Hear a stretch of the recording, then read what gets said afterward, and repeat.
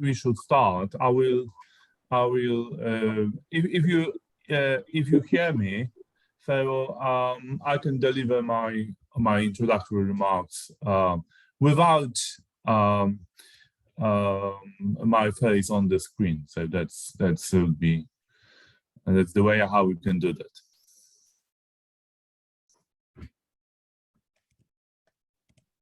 With your permission, we start. Yes, please do. Thank you. Good afternoon to all those joining us from India, and good morning to our Polish friends. Excellencies, ladies and gentlemen, it is my pleasure to welcome you all to the 8th ICWA-PISM Strategic Dialogue. The dialogue today will deliberate upon the changing global scenario with special reference to Indo-Pacific, the emerging regional dynamics, and the developments in India-Poland relations. And it also aims to identify new horizons in our bilateral relations. Now, before we begin, I take this opportunity to mention some house rules. All speakers and panelists are requested to mute themselves when they're not speaking. In case you're facing connectivity issues, kindly switch off your camera and continue in audio mode. Now, to begin, may I now request Ambassador Vijay Thakur Singh, Director General ICWA, to kindly give her remarks. Ambassador Adam Borowski, Ambassador Nagma Malik, Mr. Shaumir Dveski, Director PISM, and my counterpart, chairs of the session, Ambassador Wadhwa, Professor Sachdev, Dr. Sasnal, and all speakers at the 3 sessions. I warmly welcome you to the 8th edition of the ICWA-PISM Strategic Dialogue. Our dialogues are a platform for frank discussions with a view to better understand each other's perspectives on bilateral, regional, and global developments. Poland is a country which has always had a special place in India. Even before India's independence, we extended a hand of friendship to the Polish people. 2 of the largest Polish refugee camps during World War II were in India, one in Kolhapur in Maharashtra, and the second camp, which was mainly for children, was in Gujarat. This laid the foundation for our steadfast friendship. Besides, there is a strong tradition of Indology studies in Poland. Today, a large number of Indian students are traveling to Poland for higher studies. But the COVID-19 pandemic has been a big disruptor of this century. The pandemic has changed the way the international system has worked so far. How the post-COVID world would be different from pre-COVID times is being discussed. India has a robust response to the COVID-19 pandemic. We emerged as the pharmacy of the world, supplying medicines to over 150 partner countries, and under Vaccine Maitri, supplied vaccines to over 90 countries, as well as to UN peacekeepers. India's COVID-19 vaccine drive has achieved a historic milestone of administering over 1.17 billion vaccine doses. The number of cases reported in India have dropped from a peak of more than 400,000 per day in May 2021 to currently below 10,000 cases a day, with a positive rate of 0.9%. However, we observe that the number of cases are again on the rise in Europe, with Poland recording over 10,000 cases on an average every day. COVID-19 pandemic has expanded from being a health emergency into an economic disruptor, a geopolitical shock, and a social challenge of an unprecedented magnitude. Speaking about our bilateral relations, Poland is an important partner for India, not only in our political relations, but also from the trade perspective. Multilaterally, we consider Poland as a very crucial member of the European Union, and we look forward to working closely with Poland on all issues pertaining to EU-India relations, especially the broad-based trade and investment agreement. So Poland has taken the leadership role as well in the Visegrad 4 partnership with India, and we look forward to working closely with Poland for enhancing our relations in that region as well. For our dialogue, 3 themes have been identified, which are of key importance. The first theme on changing global scenario, a shift to Indo-Pacific. The acceptance of Indo-Pacific as a strategic construct in the last few years have shifted the geopolitical center to this region, not only because of the economic growth in Asia, but also because of contestation between US and China.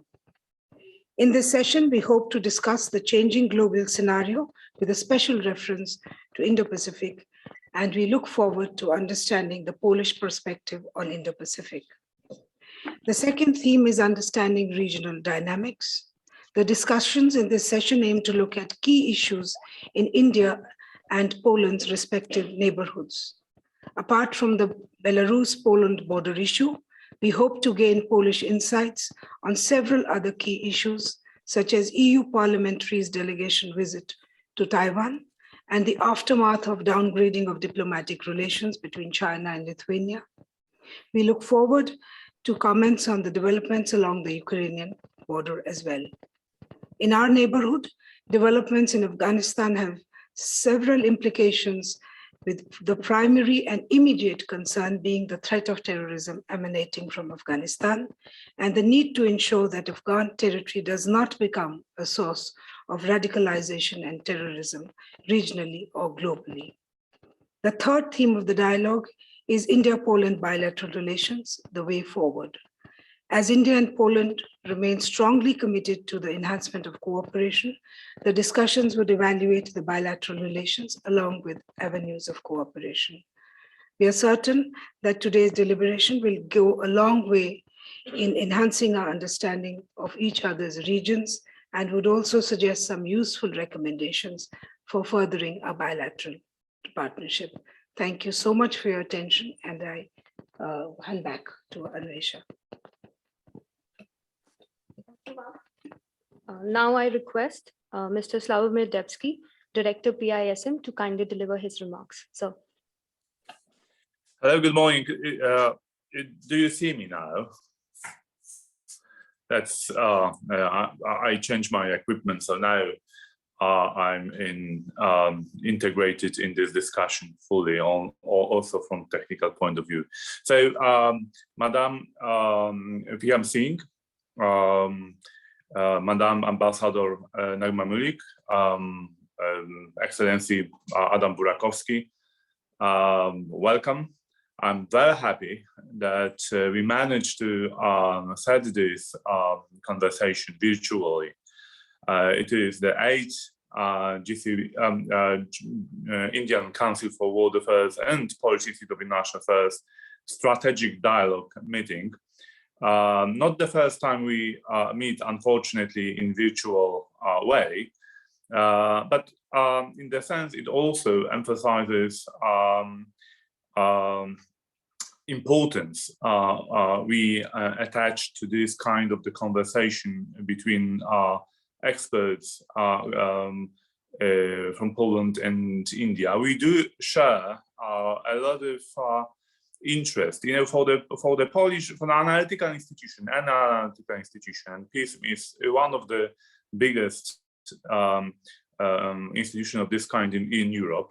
We hire 50 analysts, and we work not only on European affairs, but on global issues as well. And India has always been very high in our agenda. And there are reasons for that. It is not only historical links, but I would say the questions which we do face together, and the problems, challenges that need to be faced. It is not only, let's say, strategic / geopolitical issues, but there is much wider agenda in which India and Poland are important contributors. First, setting the agenda for global debate. Poland as a part of the European Union, India as one of the leading powers, global powers. Quite recently, we've heard in Europe, in London, in Washington and Canberra, but also in Paris.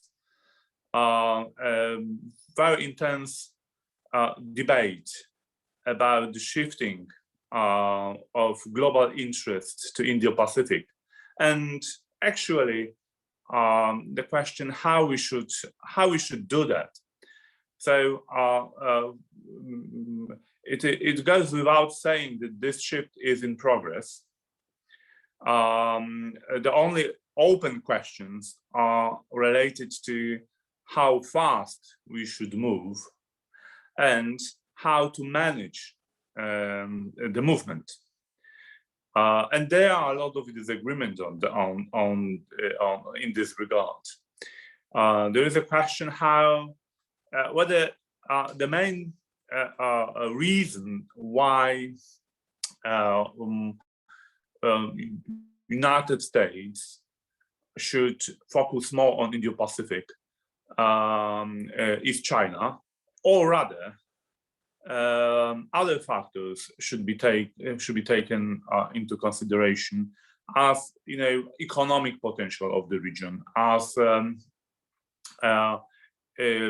dynamism of the region. There is an ongoing debate whether we should contain China or we should rather engage with China. The questions how Europe should define itself in this paradigm of intensifying America's China rivalry, competition, whether this relation should be defined as antagonistic, or perhaps we should rather enter a phase of negotiating new rules, new ways of engagement with this powerful, already very powerful Asiatic power. And so the questions are, about defining ourselves in this paradigm, I think, similar both to Europe and to India. Both are quite often in this debate regarded as pivotal actors. There is a quite famous reaction of German Chancellor Angela Merkel at the beginning of this year, when she said at Davos Economic Forum that Europe should rather think about neutrality or equidistance within this American-China rivalry paradigm. So that we should not engage or take sides, but rather to navigate around this relationship. Similar discussions are in progress regarding India's role. Last week, I had a number of discussions in Washington, D.C., and at least from my two important interlocutors, I heard that India would be an absolutely crucial American partner in this new international framework. I've heard that United States has already made its strategic choice, pointing India as a main ally in the Pacific. Even if we disagree or question this conclusion, definitely there are important consequences for them. One of them is that Pakistan would automatically, I believe, become a China ally. It opens the question about Iran, whether this Iranian-China relationship would go exactly the same direction as Pakistanis. And there is, of course, the question about Europe's engagement. And I here come back once again to the famous AUKUS affair, because as a part of reaction of Europe, particularly France, we heard voices that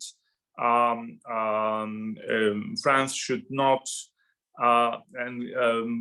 engage itself too much in this array, but rather engage actively with India, build a strong strategic partnership between Europe and India, and in that way leverage or enhance its position in the Indo-Pacific. One of these questions we are going to discuss, of course, that's our common challenge, is of course the climate change and how we are, I mean, Europe, India, United States are going to tackle this issue. The thing is that the causes also defined our identities. So if we agree that we need to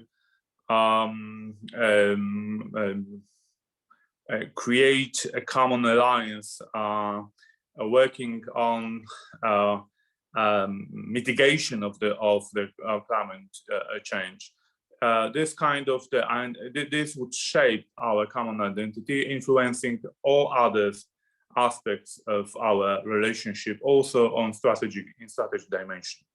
So just offhand remarks from my side, but I believe it only shows how important our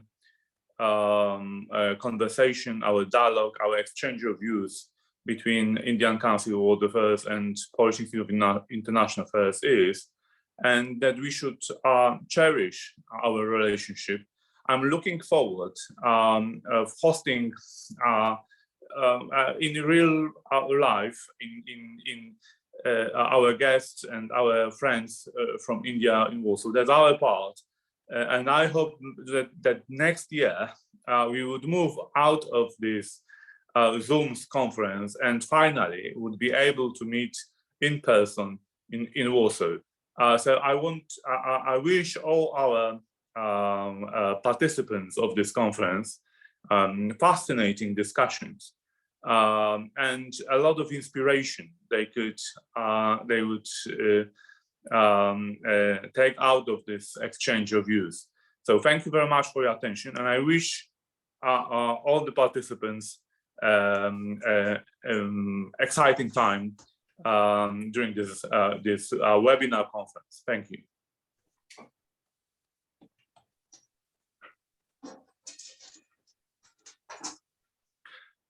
I think we are mute.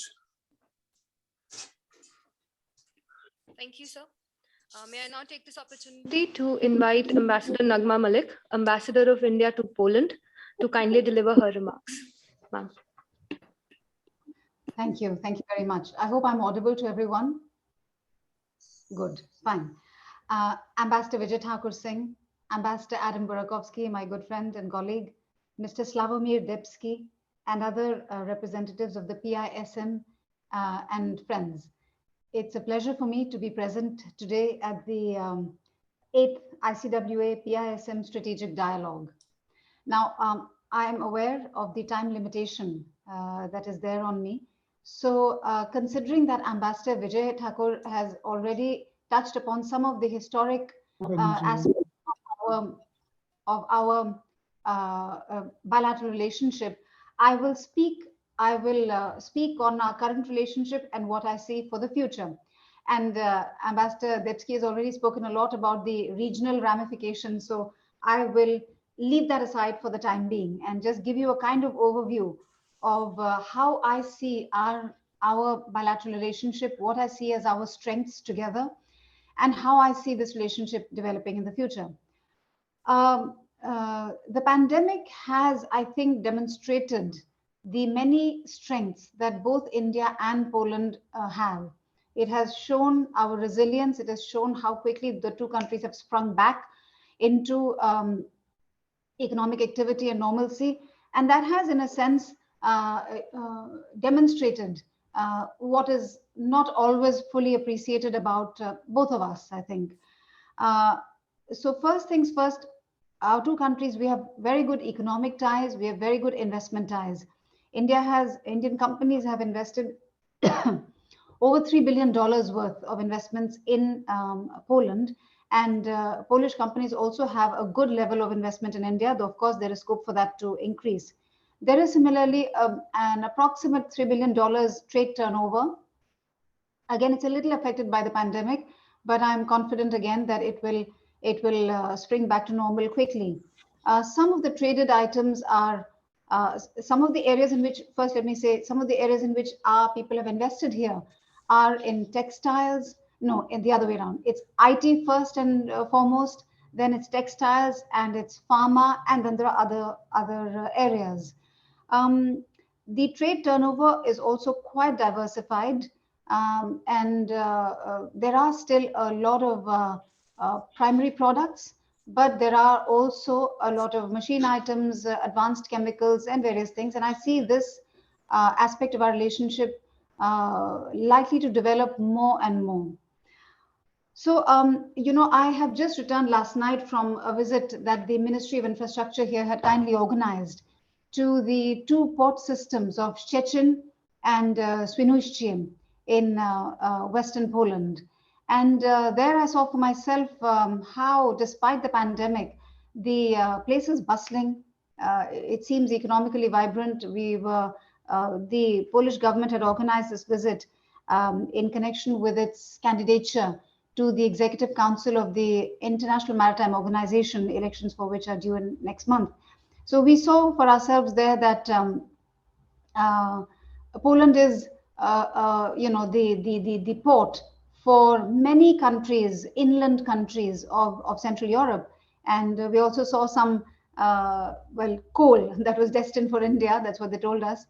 So I'll come to that in a moment about how our two countries are linked, even in our quest for energy security.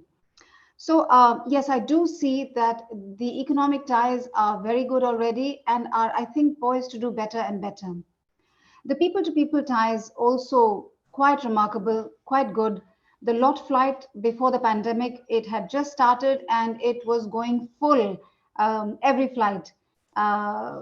Many Indian films, both Hindi and South Indian, have been shot in Poland, and people are quite familiar with the look of Poland. And I see that with a little bit more of normalization, that aspect of our relationship too will rebound. One interesting thing here that I think I must mention, I think India and Poland are among the few countries, I think maybe Australia, maybe a couple of others are there in it, who have shown sustained increase in GDP over the last 29, 30 years. The pandemic has laid us low, yes, but we are countries which were not much affected by the 2008 recession, among the very few countries. And this is a testament to the economic vibrancy that marks us both, which I have remarked upon coming here, which I said at the beginning. So from the time that Poland emerged out of its communist era, and from the time that India liberalized from 1990, 1991 onwards, we have both seen a sustained growth, and I think that is a marker to the kind of vibrancy that I'm talking about. There is scope, I think, to re-energize our defense cooperation. We have had very good defense cooperation in the past and equipment. India has recently raised the FDI limit in defense industries from 49% to 74%. And I do believe that this is an area of strength. We have things in common because of our, past history. And it's an area where canny private entrepreneurs can take advantage of this and do some things together. One of the previous speakers mentioned indeed the strong tradition. I think it was Ambassador Vijay Thakur Singh who mentioned the strong tradition of Indology in Poland. Indeed, it is impressive. It is really impressive to be here and to see how so many departments here, so many universities here have flourishing departments of Indology and, you know, with very learned professors. The Bhagavad Gita has already been translated into Polish, and there is a major new project that is underway at the University of Warsaw to translate the Mahabharata into Polish. It is underway, and I think they have a date of 2022 for its completion. And we are trying to see how we can collaborate with this too. For the future, I do see that in two areas, in climate change and in energy security, there is much that we can do together. We are in many senses in a similar situation. We are not energy producing, we are not gas and oil rich, but we have needs. We have large populations, we have a good industrial base, we have needs of energy. And so both of our countries, along with many others, need to find out exactly how we can secure our energy security. In Europe, I'm sure even in India, people have observed this, and this has made an impact in Asia, all over the world. Very high gas prices due to a combination of climatic and geographical factors, a very windless summer, other reasons, a cold winter last year, so the gas reserves were depleted, and so there are these high gas prices. We have recently seen that now there is an international consensus that coal is to be phased down. So it is clear that all of us need to find an energy source which is clean, environmentally non-polluting, and which can be available at a reasonable cost, so that the absolute requirements of energy, of people, of transportation, of urban living, these are met. And I think it's going to be a big challenge that the technology right now is not so far advanced in the renewable energies that we can go wholesale down that route. Every one of us, I think, has to consider older options like nuclear energy, hydel, things that have been tried and discarded for a variety of reasons. I do believe that we need to consider all of them again.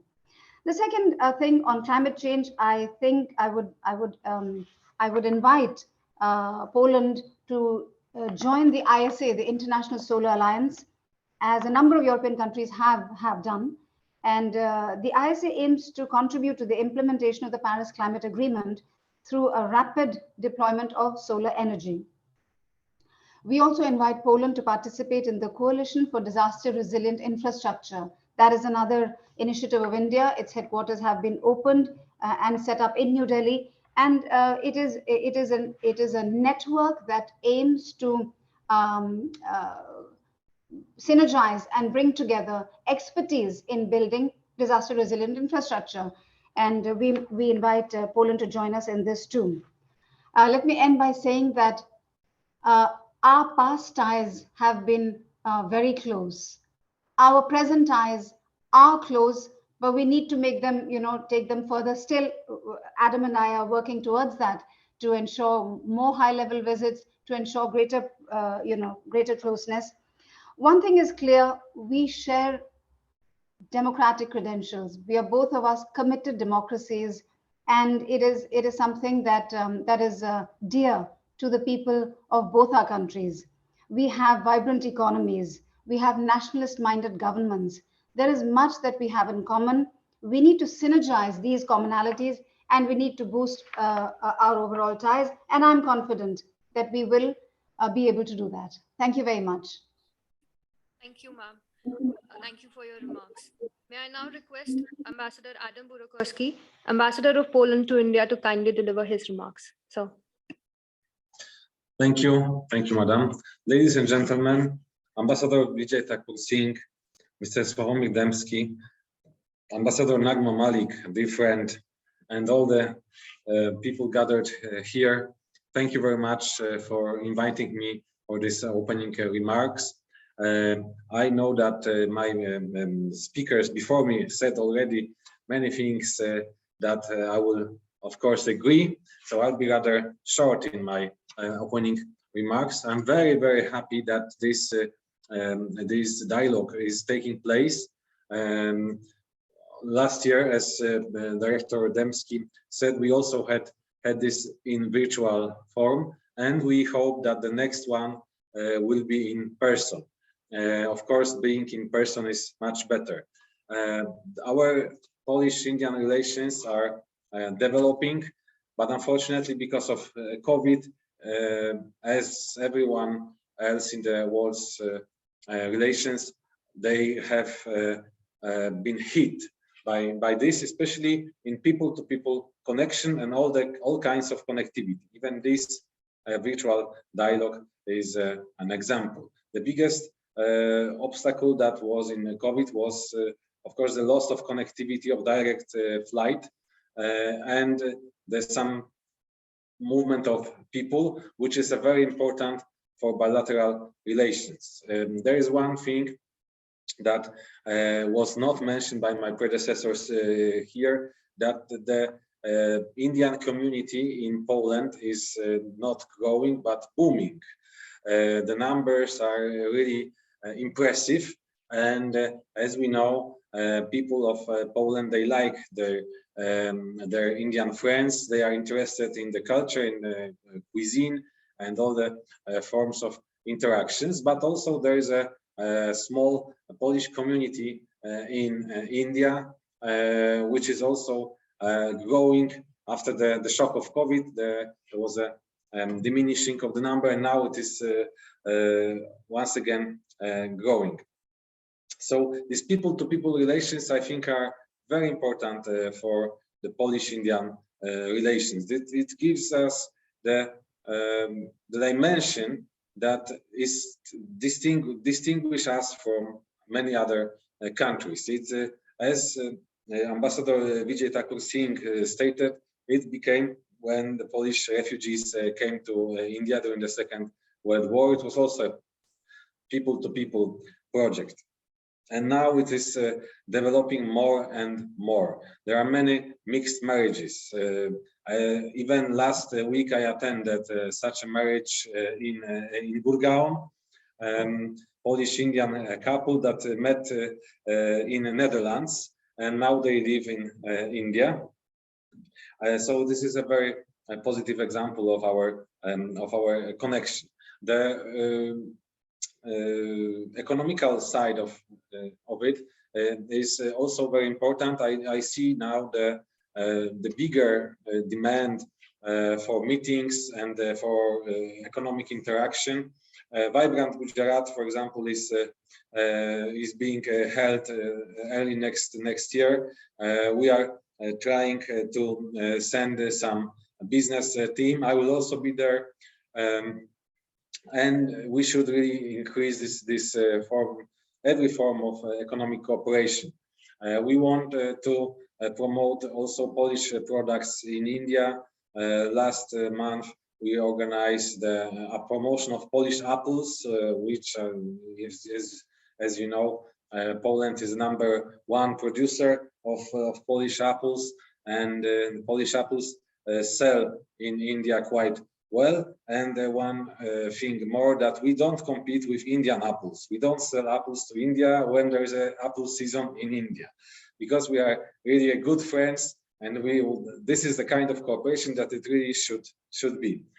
So this all is a basis also for more geopolitical global cooperation, because as Ambassador Nagma said, we are democracies.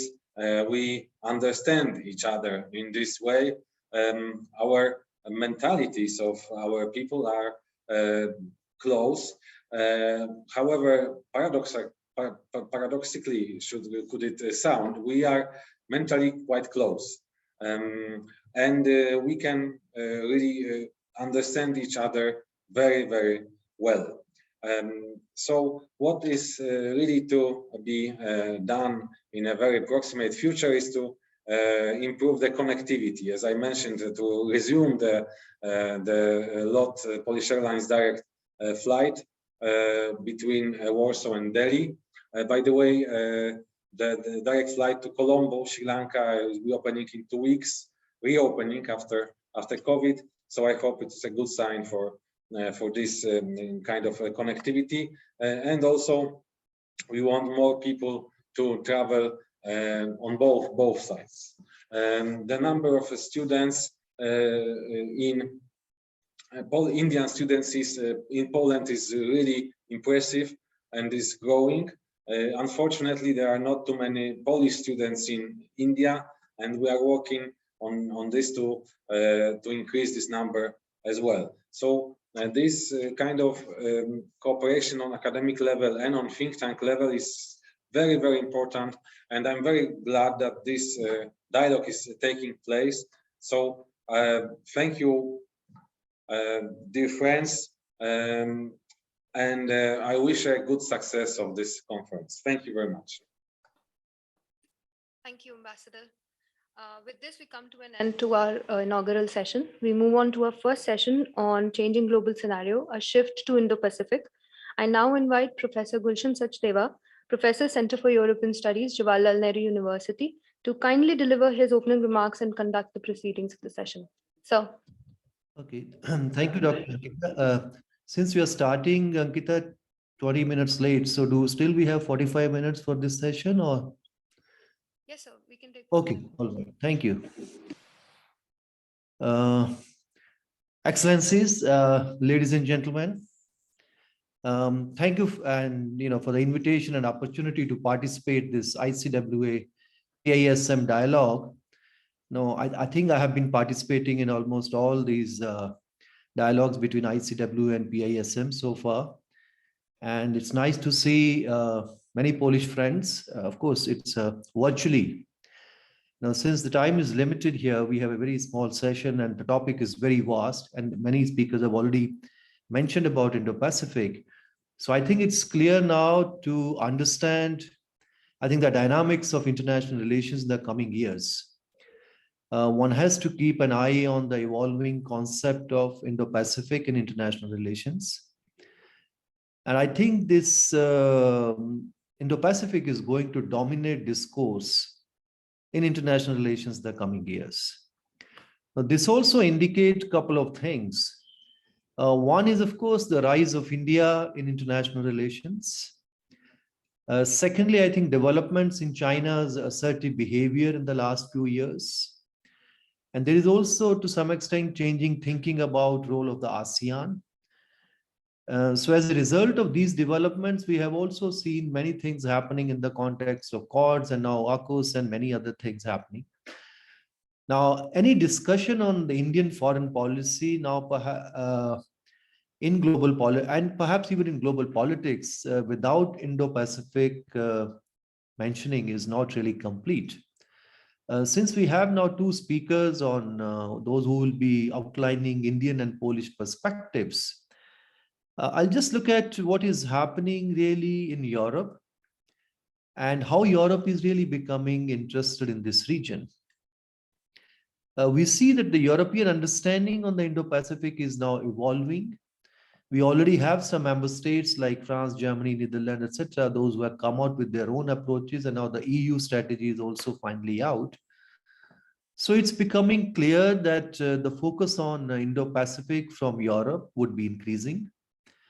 The EU's economic presence in this region is quite significant, and the EU has identified that geopolitical competition is becoming quite significant here or intense here. So EU, in fact, would like to advance its economic interests, protect its value chains. So far, I think the EU and member states, or some of the member states' approach toward China was ambivalent. But now it is becoming clear for many of these countries. Now, I think China is very much part of the Indo-Pacific. Now, India also talks about inclusive Indo-Pacific. However, if you look at from India, I think most conversations on Indo-Pacific and Quad, the idea is to build some kind of collective platform against assertive China. To me, I think the European understanding is slightly different. Although Europe is worried about assertive China, and they also would like to welcome all other developments in Quads and etc. But they do not want to be part of any geopolitical competition here. So to some extent, I think they sincerely favor inclusive Indo-Pacific, in which China is very much part of that narrative. And if I look at, many of the European, I would say documents, or the main document which has come from the EU, now engagement would be based on what they say on base of democracy, rule of law, human rights, 2030 agenda, Paris Agreement. And now EU has also identified their priority areas, which is sustainable and inclusive prosperity, green transition, ocean governance, digital governance, connectivity, security, defense, human security. So what one can really see that, the Indo-Pacific concept was already quite fluid concept, and because there are also different geographies, different countries are defining it slightly differently. And interesting, the EU strategy has also added few new dimensions to this. So as this concept is really evolving, so what we need is, I think, more and more conversations on this issue with Europe. And I'm glad that today, when we are discussing with our Polish friends, and this is one of the major topic which we are going to discuss about Indo-Pacific. And now to discuss this, we have two speakers.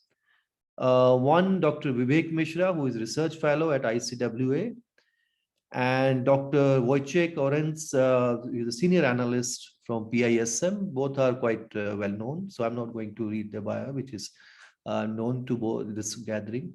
So may I just invite first Dr. Vivek Mishra to outline the kind of Indian perspective on the Indo-Pacific, maybe about 10 minutes or so, and then we can go to the second speaker. Thank you, sir. Thank you for setting the tone. What I thought I'll do is I'll take off from where our Director General, Madam, left. I think the acceptance of Indo-Pacific as a single strategic construct linking the contiguous waters of the Western Pacific and the Indian Ocean has gained currency in the last few years, as was highlighted, particularly with the shift in geopolitical center of gravity to this region. For India, its vision calls for a free, open, inclusive order in the Indo-Pacific based upon respect for sovereignty, territorial integrity for all nations, peaceful resolution of disputes through dialogues, and adherence to international rules and laws. India's concept of Indo-Pacific is inclusive in nature and supports an approach that respects the rights of freedom of navigation, overflight for all in the international seas. India's Indo-Pacific vision is premised upon the principle of ASEAN centrality. India's approach is based on cooperation and collaboration, given the need for shared responses to shared challenges in the region. This vision has been supplemented by various steps by India, like the Sagar Initiative and the IPOI, seeking to promote regional integration and growth. The Indo-Pacific region is increasingly becoming important for the European Union too. The region's growing economic, demographics, and political weight makes it a key player in shaping the international order in addressing global challenges. Amidst this shift, the scramble in Europe for an Indo-Pacific vision and strategy is clearly visible. In that respect, the EU's Indo-Pacific strategy marks a clear shift. Beside the group, 3 other countries have brought out their own Indo-Pacific visions: France, Germany, and the Netherlands. The pace of changing assessments of Indo-Pacific region not just underscores the region's centrality, but is also symptomatic of a change in perceptions of international power relations and their potential impact on all countries engaged with this region. The launch of EU's strategy for the Indo-Pacific is symbolic not just of greater integration to the region, but also of the start of a new strategic continuum, which would widen the spectrum of balancing in this broad region. As such, it marks a shift from an asymmetric economic engagement of the EU with this region to one that has strategic intent. In this, partners like Poland are important because it'll take more than just strong countries like France and Germany and the Netherlands to ensure that a new EU strategy for the Indo-Pacific is effective in the long term. The current dynamics in the Indo-Pacific have given rise to intense geopolitical competition, adding to increasing tensions on trade and supply chains, as well as in technological, political, and security areas. These are among the important reasons why the region has emerged as an important domain for the EU broadly and Poland specifically.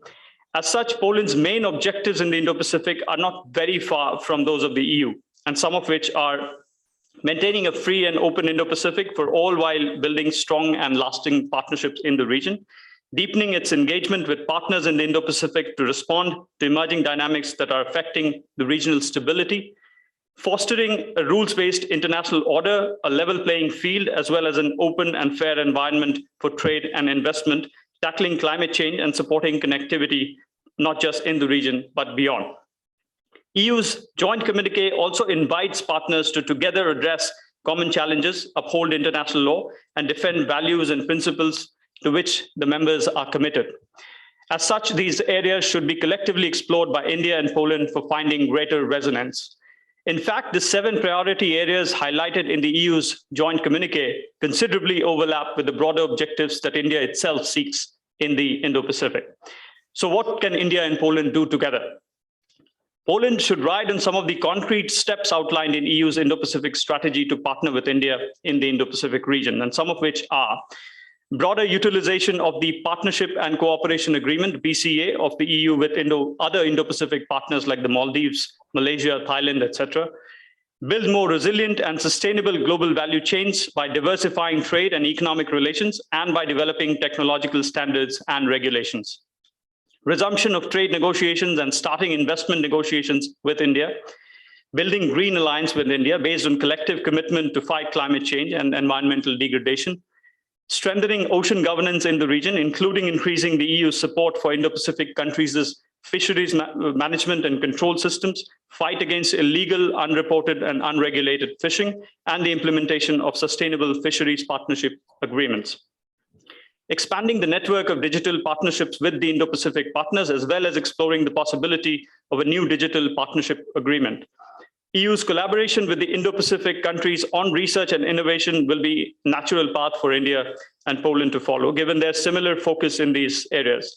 As such, strengthening the cooperation, research and innovation under the Horizon Europe and exploring the association to this program of eligible like-minded Indo-Pacific partners, such as Australia, Japan, Republic of Korea, New Zealand, Singapore, and India, could be a good start. Stepping up implementation of the connectivity partnerships with Japan and India is a top EU priority and will be beneficial for India-Poland ties too. The step is likely to support both countries in establishing an appropriate regulatory environment and facilitating the mobilization of the necessary funding to improve connectivity on the ground between Europe and the Indo-Pacific. Now, EU is seeking a digital partnership with countries like Japan, South Korea, Singapore, etc., which would enhance cooperation and interoperability on emerging technologies like artificial intelligence. As it further looks to complete and finalize the EU trade negotiations with Australia, Indonesia, New Zealand, and resuming trade negotiations and starting investment negotiations with India could be a top priority there. The primary objective of this engagement with Indo-Pacific partners is to build more resilient and sustainable global value chains by diversifying trade and economic relations, especially by developing technological standards and regulations which are in line with the group's values and principles.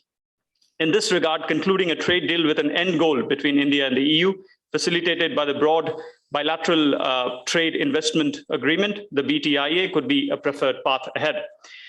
The EU strategy currently appears to be pointed more towards building and established partnerships and developing new ones with the like-minded countries in the Indo-Pacific to ensure its role and growing presence in the region. The EU-ASEAN relations have also been on a high, with EU recently being given the status of a dialogue partner with the sub-regional organization. The EU's belief in ASEAN centrality and its need for further enhancing the EU-ASEAN partnership, such as supporting the ASEAN Digital Master Plan 2025, is also guided by an Indo-Pacific focus. The EU has been recently keen on forging closer relations in this region with countries spanning from India and Japan to ASEAN, Africa, South Pacific, etc., in the areas of connectivity too. Finally, I will touch the question on China. In most debates on the Indo-Pacific, China looms large. Therefore, it is important to assess how countries posture vis-a-vis China. The US strategy for the Indo-Pacific explicitly names China as a strategic rival. In contrast, the national strategies of France, Germany, and the Netherlands seek to avoid difficult positioning vis-a-vis China, vis-a-vis the China question by insisting on quote-unquote inclusivity, suggesting that Beijing would be more of a partner than a rival. But China has kept EU certainly divided. At least for 13 states, the Indo-Pacific concept is merely a field of opportunity to pursue economic interests, and the China question does not figure prominently. According to a survey conducted by the European Council on Foreign Relations, 10 EU member states from across the continent view the adoption of the Indo-Pacific strategy as a way for Europe to deal with the rising China challenge, and also an opportunity to take advantage of all economic benefits that the Indo-Pacific region offers. On the other hand, for 13 EU member states, the Indo-Pacific concept is merely seen as a platform to pursue economic interests, with China question taking a backseat. This division is not likely to end because of the Indo-Pacific strategy per se, but the manner in which the strategy is implemented could go a long way in bridging the existing divide between EU member states. In this regard, the launch of the Global Gateway as a scheme to compete with China's Belt and Road Initiative could prove decisive and complementary with other infrastructure programs and initiatives in the Indo-Pacific region. For instance, Japan's Quality Infrastructure Investment, the QII, can be a torchbearer initiative. Creating alternatives to existing mechanisms of funding and infrastructure development could also provide more balancing options in this broad region. India, like Poland and EU, does not seek a confrontationist stand in the Indo-Pacific. On the contrary, it is a partnership-based approach hinged on a set of principles that all countries must abide by. And this approach, however, also comes with the recognition of the challenge that face the region, including non-adherence to international laws or tweaking it to suit one country's interest. China's complete disregard of the 2016 UN CLOS-based arbitral tribunal's negation of its historical claims to the 9-dash line, and most recently, its new maritime safety law since September this year may be case in point. But both EU and Poland can promote an open, rule-based regional security architecture, including secure sea lines of communication, capacity building, and enhanced naval presence in the Indo-Pacific. As the EU seeks more participation in maritime security in the Indo-Pacific, Poland could locate its place within with its own contributions in various areas, including protecting freedom of navigation in the region. Lastly, even as the EU has scrambled to intensify its dialogues with the Indo-Pacific partners on security and defense, including counterterrorism and cybersecurity, Poland can identify niche areas of similar cooperation with India. I guess I'll stop here. Thank you. Thank you, Dr. Mishra. And I think you have very clearly laid down certain, the way a discussion is taking place, not just only in India, but also in Europe. And your presentation was very clear, and you have looked at, definitely gone much beyond Indian perspectives. And both from Indian, European, and also specifically Polish perspectives, what I can see from your presentation, three things are going beyond official rhetorics from official documents. One is, of course, the China question, how we are going to deal with this. This is quite clear from European, Polish, as well as also Indian perspective. Secondly, trade and economics, because obviously from the European side, this is what exactly is the main issue, because this is going to be economically very, very dynamic region. Already it is. And the European economic presence in this region is already very, very significant, how to really protect this. And then coming from this, you also mentioned connectivity. And of course, we are also building new connectivity partnership with Europe. So these three things, which I can really, I will come back to this, after second presentation, and others will also add into this. So may I now invite Dr. Wojciech Orenz from PISM. Dr. Wojciech. Thank you very much for the invitation and for great opening speeches and the presentation of Dr. Mirsha. There will be some areas that we will definitely overlap, so it can form a good platform for some recommendations.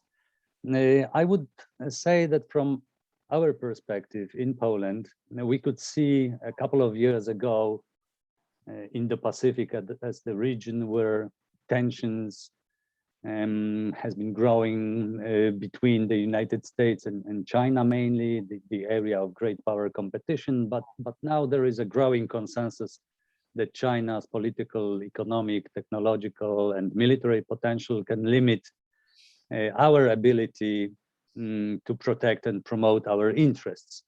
I mean the international democratic community, the countries that are interested in defense, protection, or promotion of the rules-based international order that is clearly being undermined by both China and Russia. And we can see both states using hybrid strategies to promote their goals in such hybrid activities: economic, political, military, information, cyber security, and intelligence activities are interwoven for maximum effect, and they are pretty effective.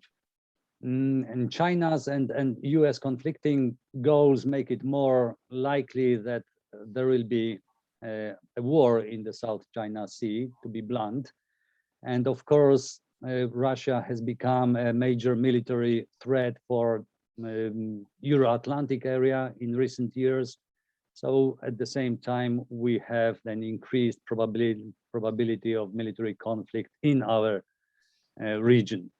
The problem from our perspective is that if there was a military conflict in South China Sea over Taiwan, it could be difficult for the United States to contribute to the deterrence of Russia. And if US credibility was undermined in the Indo-Pacific, it could also have very negative influence on the credibility of United States security guarantees for European allies.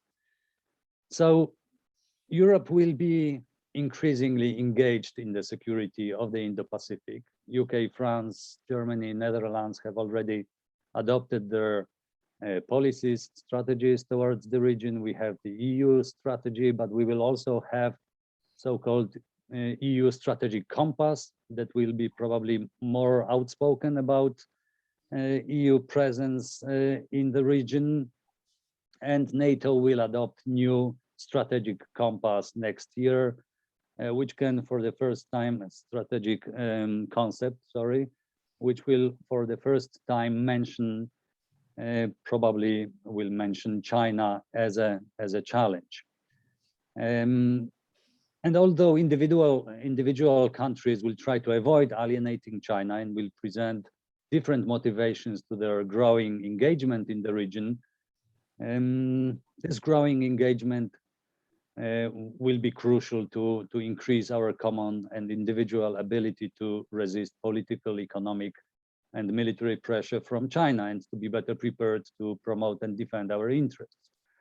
And of course, Europeans also do not want to be a pawn in the US-China competition, so they will try to demonstrate both more bigger autonomy, strategic autonomy in the region, and also they will stress the necessity of inclusiveness, of not alienating China. Poland, as a mid-sized country, is very much focused on the threat from Russia, but Poland's security and prosperity in the long term depends on the stable rules-based international system, open economy, strong EU, and credible NATO. But as I said, we also rely heavily on American security guarantees.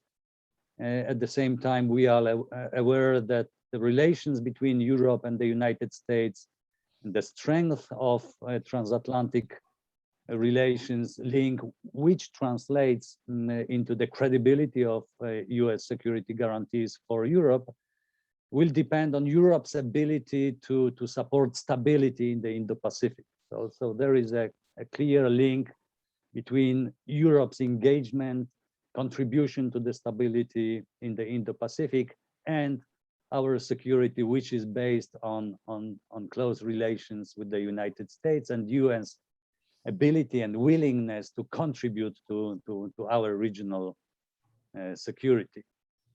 So it is in Poland's strategic interest to defend the status quo in the Indo-Pacific through increased engagement in the region. We will have to strengthen our bilateral cooperation with the states from the region and increase the influence of the EU and NATO, finding a proper balance between those two organizations. And of course, closer cooperation with India can have a real impact on Poland's future strategy towards the region if the one is adopted, and I think it should be, because India as a major power and the biggest democracy will have to be an important element of our policy. So let me outline main areas of cooperation where I think that Poland and India can contribute to our common security. Of course, we will need to have a positive agenda, and on top of every agenda today, there will be combating climate change and energy transition, and this definitely should be this strategic level of our cooperation and political consultations.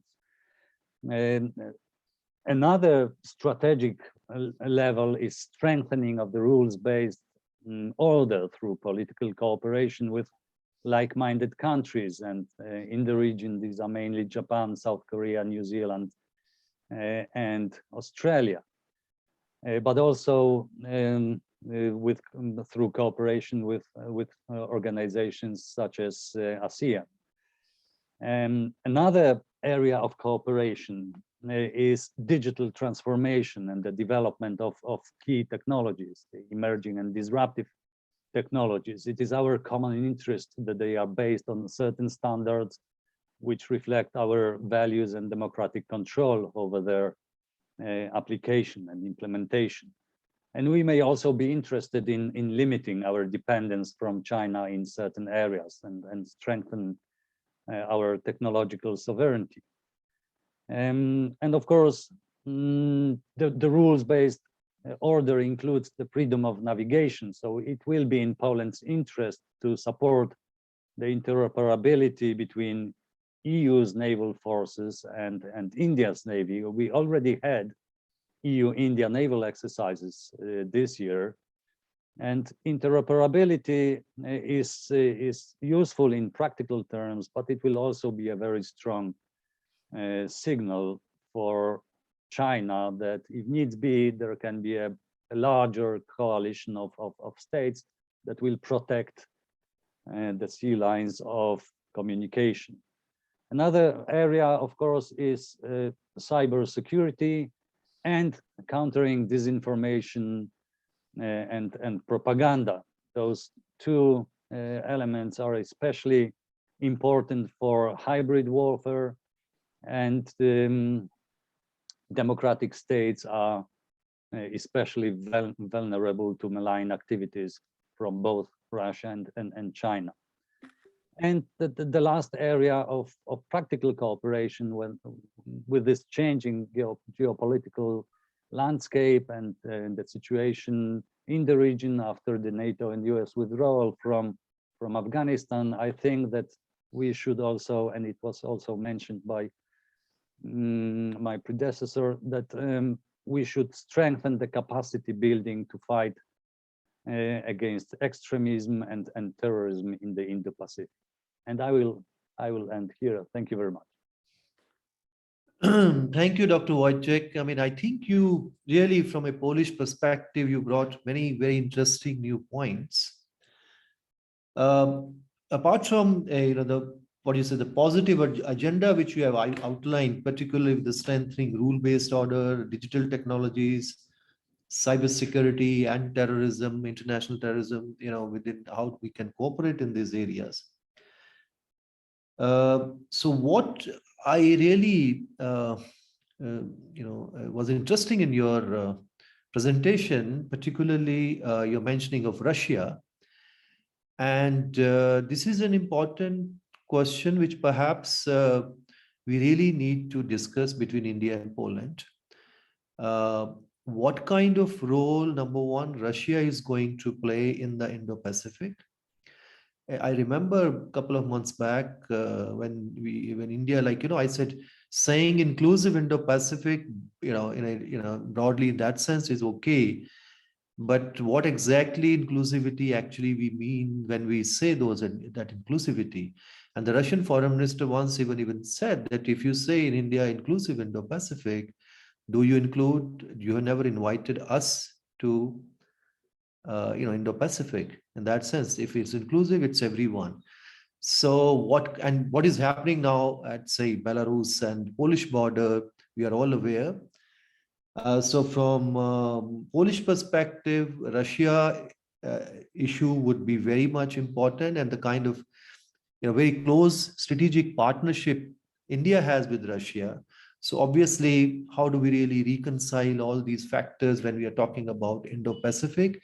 And so this is one perhaps issue which perhaps Indian speaker or any other Indian would be able to answer perhaps this question.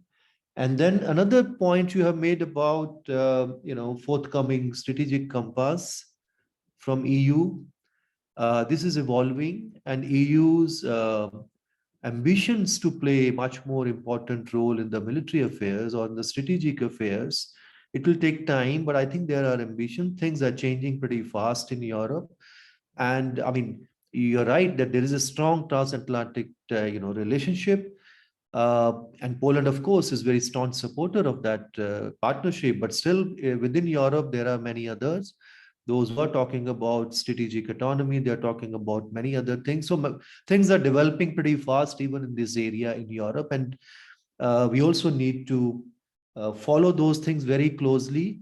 And since there is also a lot of convergence which is taking place now between India and Europe on strategic and defense matters as well, because earlier, normally we thought that, Europe and EU is basically trade and economics, rest of the things are somewhere else.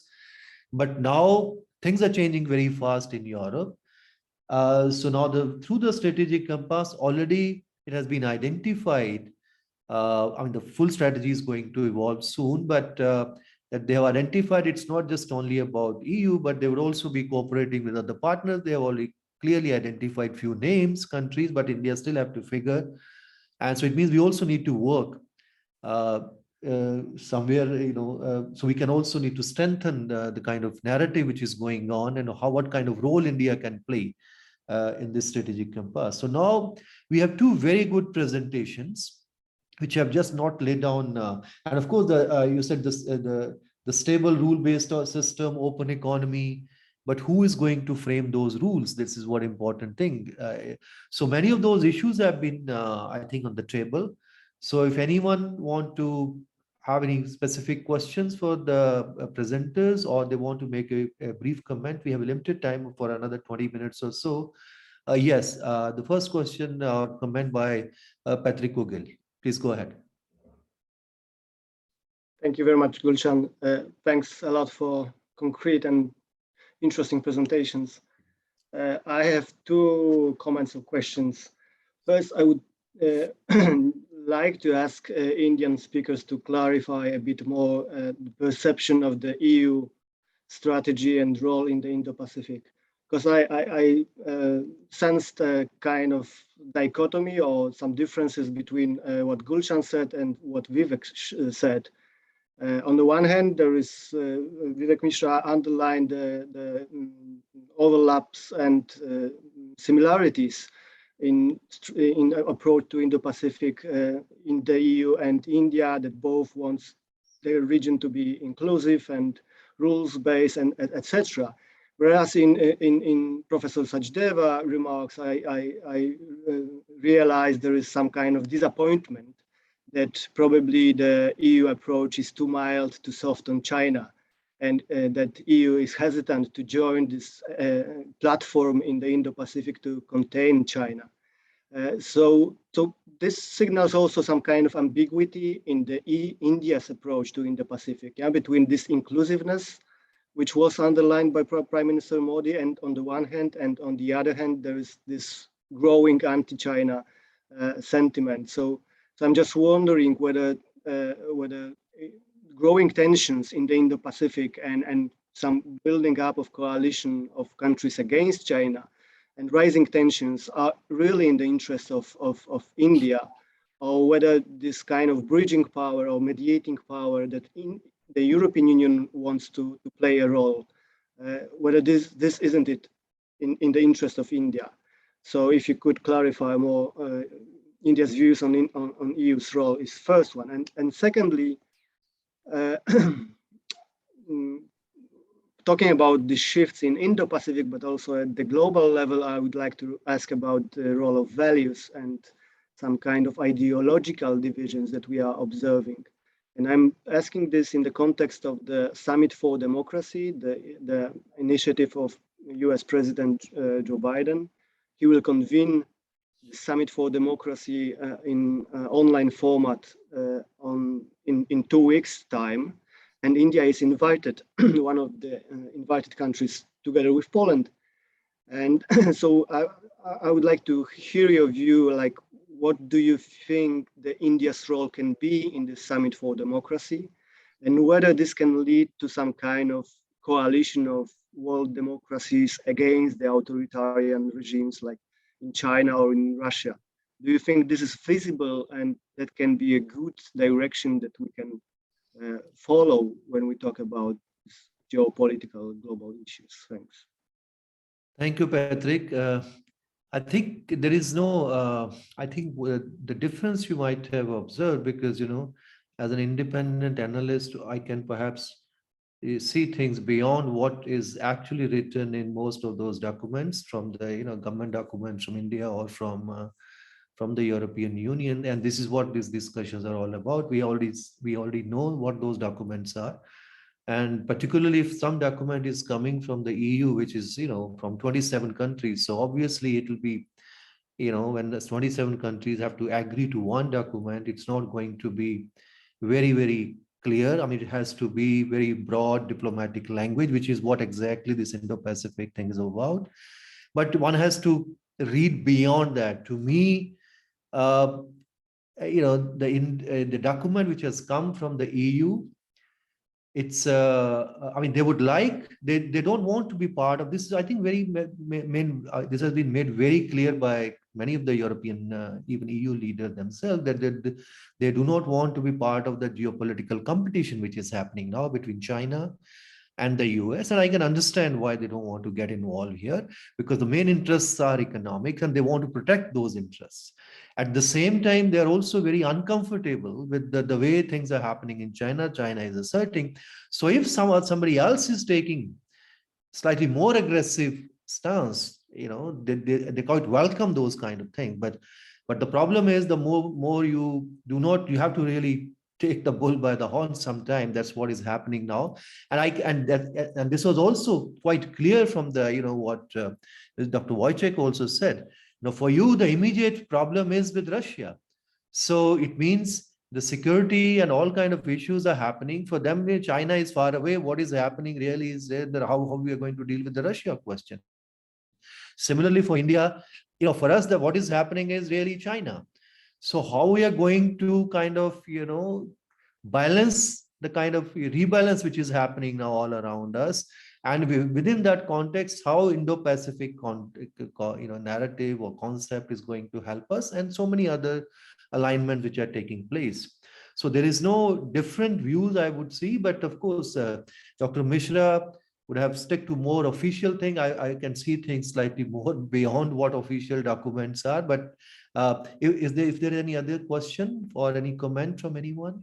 Otherwise, I can go to Dr. Mishra. With your permission, I just want to add a few lines to what you said. On Patrick's question about the difference, just to extend your argument, there is no difference. I think the term inclusivity itself gives you a broad spectrum for any country. Whenever Indo-Pacific, for instance, Indo-Pacific is a combination of so many countries with different interests, bringing them together itself would require the term inclusivity to sort of expand and give them enough spectrum for negotiations.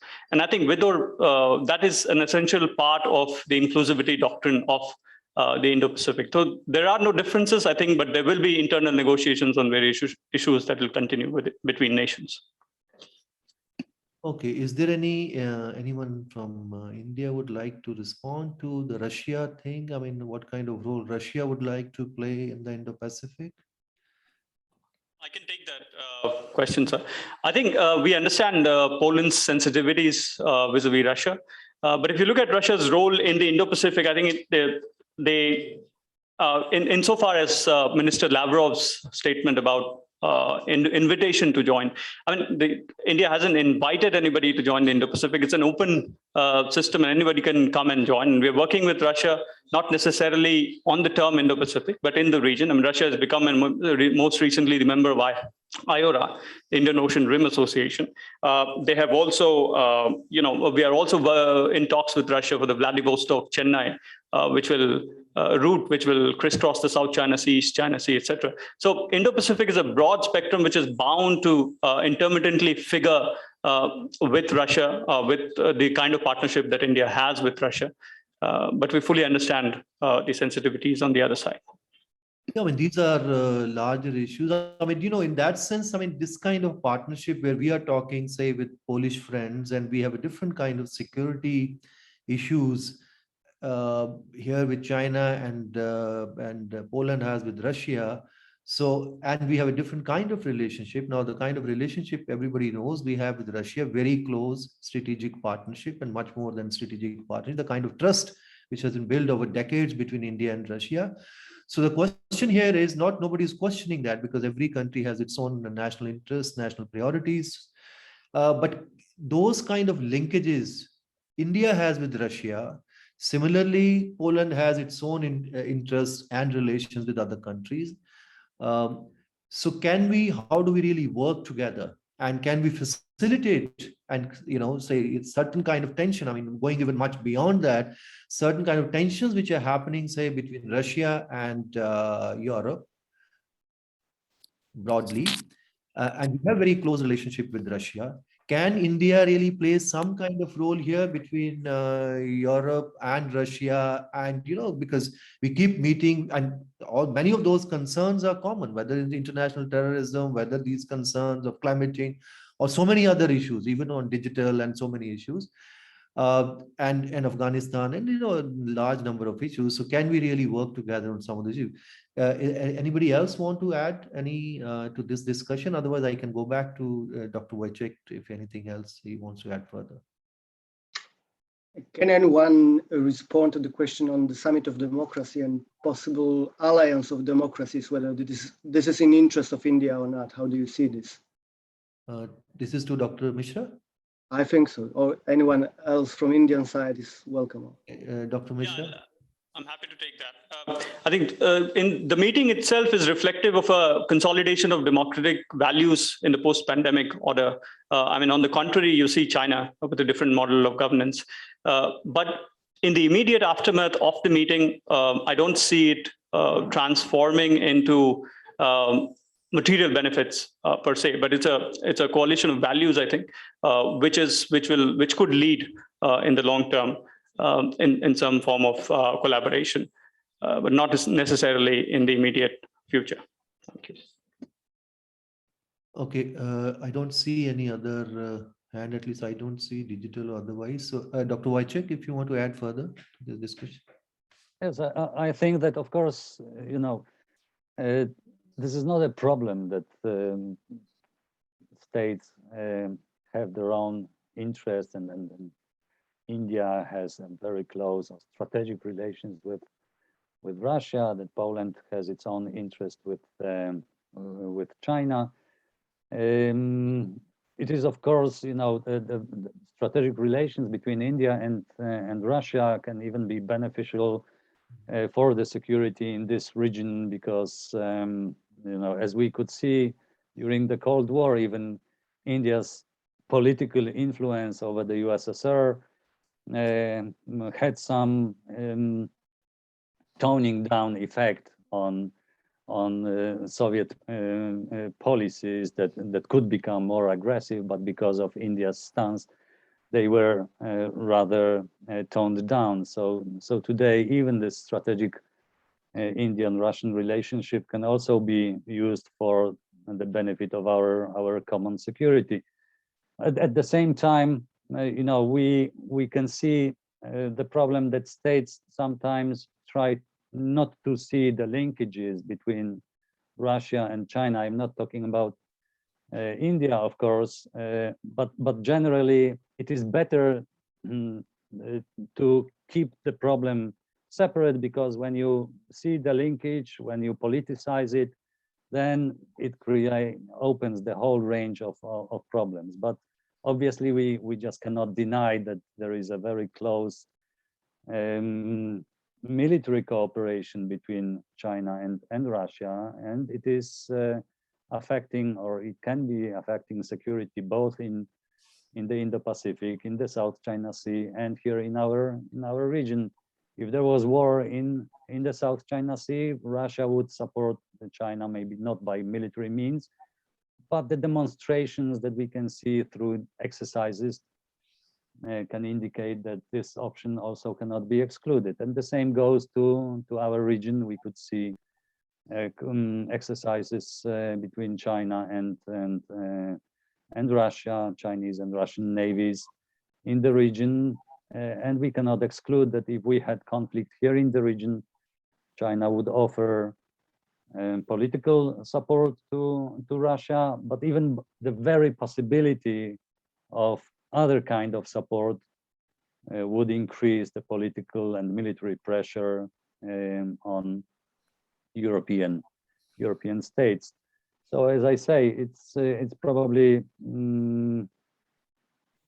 very often better not to politicize certain questions and areas, but we can also have to be clear-eyed on the level of cooperation, military cooperation between China and Russia as well.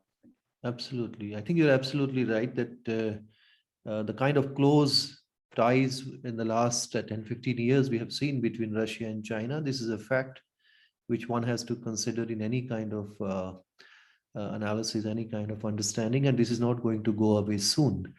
So we have another question for Dr. Wojciech from Dr. Sanjeev Kumar. Sanjeev Kumar, why don't you ask yourself if it's possible? Otherwise, I'll read. Dr. Sanjeev? Okay, anyway, he has asked the question to Dr. Wojciech. You rightly raised the issue of disinformation and propaganda in the context of China. What are the available options to counter disinformation and propaganda?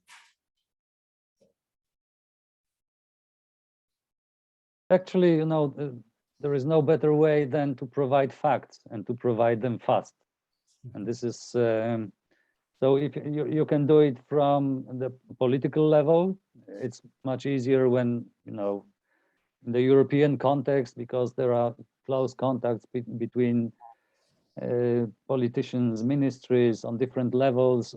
So you can respond to propaganda and disinformation pretty quickly, and it looks quite natural. You can, at the same day or the next day, you can have the official statement that will neutralize the hostile narrative. We could see it, how it worked recently, a couple of days ago, after Chancellor Merkel called the leader of Belarus, Alexander Lukashenko, and after their phone conversation, Belarus said or indicated, suggested that there was the offer or even the agreement that Germany will take a couple of thousand of migrants, and they will go through the corridor across Poland, which for Poland it opens all the old wounds about German policy towards having the extra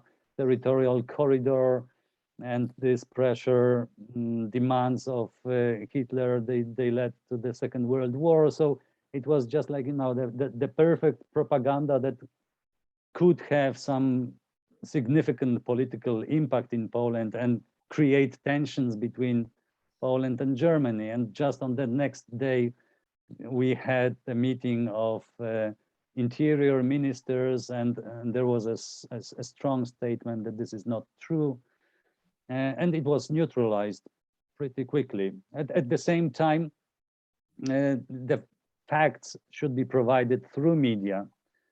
And because in Poland we have more and more English language media, so there is also the area for coordination of or closer cooperation with Indian English language media outlets to provide facts on certain issues that are really important for combating propaganda and disinformation. So this is my suggestion. Thank you. Thank you. I think, very clear presentations and very clear answers from both the speakers, since we are more or less finished our time. So I don't need to really conclude, because I think our discussions were very simple and clear. But there are 2 or 3, I think, takeaways from me. One is, this is evolving concept, which is going to be very, very, which is going to dominate the discussions, as I said in the beginning. But these brief discussions have added some more dimensions to this. And I think we, as Dr. Wojcik has clearly kind of articulated, that you cannot really look at China question in isolation. You also have to link it in a very close relationship what China has with Russia now, which cannot be really ignored, which I think is a very important dimension, which one has to see how do we really synchronize this into the broader understanding of the Indo-Pacific. And the second point, which Dr. Mishra has also brought very clearly, and I think which is a very important point, that ultimately, if one is looking European role in India, in the Indo-Pacific, this is about trade and economics, and I think they have made it very clear. So we also have to be very, very, we have to take more seriously about the kind of negotiations, perhaps, which is going to start soon between India and the European Union, because if we have to bring Europe and India together more closer in this Indo-Pacific region, and India would like to play a much larger role in the Indo-Pacific. So India also have to really play much more, I would say, aggressive role in all the trade agreements, and particularly after RCEP, I think we also have to take some of those things which are happening now with Europe. And I think government of India is taking very seriously, both with UK and also with the EU, and connectivity partnership, which perhaps also could become much bigger deliverable than even FTA, because it has many more dimensions. Thank you everyone for participating in this conversation on the Indo-Pacific, which I'm sure is very, which we benefited a lot, at least I benefited a lot from this discussion. Over to Dr. Ankita for the next session. Thank you, sir. Thank you for chairing this session. With this, we move on to our second session on understanding regional dynamics. And I now invite Dr. Patricia Sasnal, Head of Research Office, PISM, to give her opening remarks and then conduct the proceedings. Dr. Sasnal. Thank you very much. It's a pleasure to be able to participate in this discussion with our Indian partners. So I just wanted to thank you for organizing it.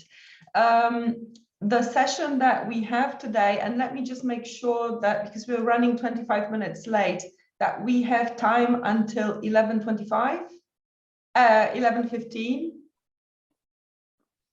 I mean 11:15 our time, so that we do have 45 minutes. I can't hear you, unfortunately. We can take it around 45 minutes for 3:45 for our Indian time. Yeah. I think 45 minutes for the session is okay. All right, good. So I will limit my role as a moderator to the minimum, but I think also our exchange here is to get to know each other a little bit more. So I really will want to introduce the two speakers on regional dynamics. That's the topic that we have on the table. And what I think is interesting about this topic, because we're supposed to talk about Afghanistan and Belarus, I mean, Afghanistan being the neighborhood of India and Belarus being the neighborhood of Poland, actually now are interconnected. So in a way, we have those regional dynamics that bring us together. I mean, in all the dire political and social and economic circumstances that come with it, but there's this binding factor of those regional dynamics. So I wonder how how the Indian side sees the new government in Afghanistan, the challenges that India will face with it, because as we understand from Poland, it is not in India's interest to have a Taliban-run government in Afghanistan as opposed to the previous one. And then we will want to show or present to you how we see the situation in Belarus. We thought at the beginning that the Lukashenko regime would use the opportunity of attracting Afghan refugees and use the particularly Afghani migration as a political tool vis-a-vis Europe. But actually, the greatest national groups that do migrate through the Eastern European route are Iraqis and then Syrians. So it's not really the Afghan migration. But this is just a side note, and I wonder how the topic will be taken by both our speakers who will introduce us to the topic. And these are, and please allow me to introduce the Polish speaker first, is Professor Agnieszka Legucka. She's a senior analyst at PISM, and she covers Russian issues, particularly disinformation recently at the Eastern Europe program. And at the Institute, we have 8 programs. She's associate professor at the Faculty of Finance and International Relations. This is at the Academy of Finance and Business, Vistula. This is in Warsaw. She is also deputy editor-in-chief of the magazine International Relations, which is actually published in Polish as Sprawy Międzynarodowe. But what I think is interesting is that Agnieszka authored a book titled Geopolitical Factors and Consequences of Armed Conflicts in the Post-Soviet Era, which is, I think, just shows that she's the one to listen to on the issue of what's happening east of Poland. And then we will have the Indian speaker, Dr. Anwesha Ghosh. Anwesha Ghosh is a research fellow at ICWA, but she also taught at the Willy Brandt School of Public Policy at the University of Erfurt. And she did get a doctoral degree from that university. And she also holds, as I understand, 2 masters in history and development from the University of Kolkata and University of Rome. She is the author of, and again, I think this title is important, the book's title, Identity and Marginality in India, Settlement Experience of Afghan Migrants, which was published by Routledge in 2019. So it will be fascinating to listen to you, Anwesha. Could we start with Agnieszka, perhaps? And I just wonder how you will take the topic of regional dynamics. Go ahead, Agnieszka. Okay.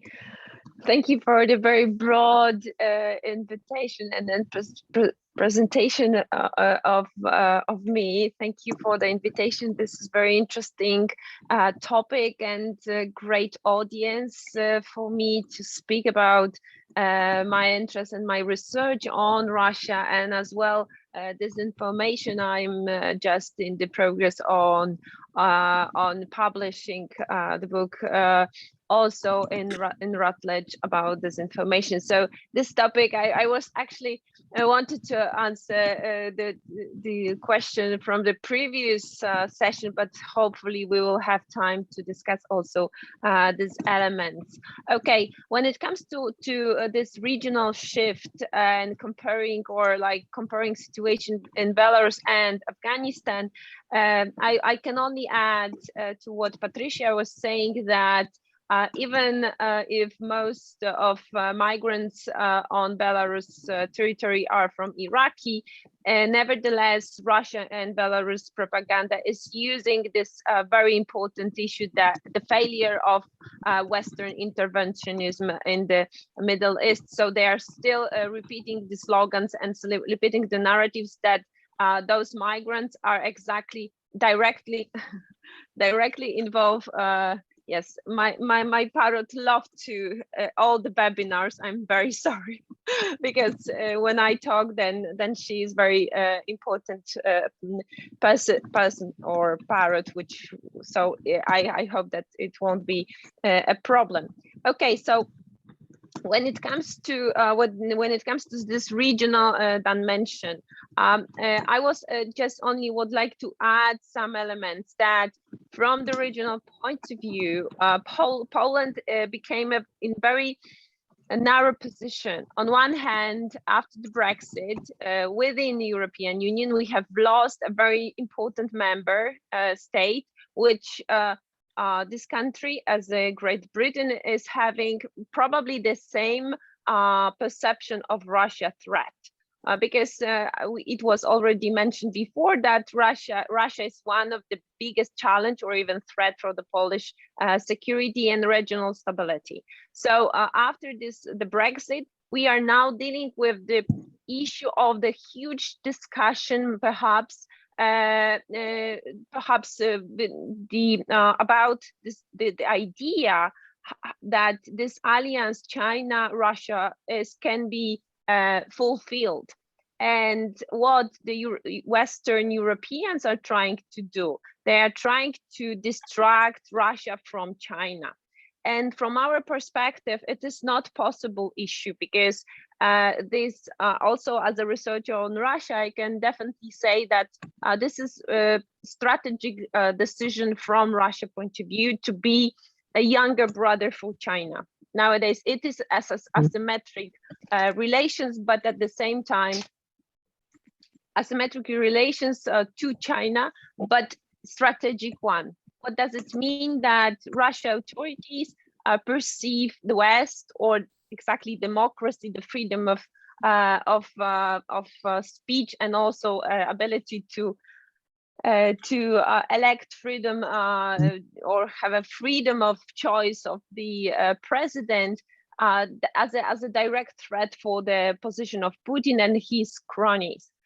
So that from that perspective, Russia's authorities sees the West as a existential threat, but from the China direction, Russian authorities do not see that challenge, that threat.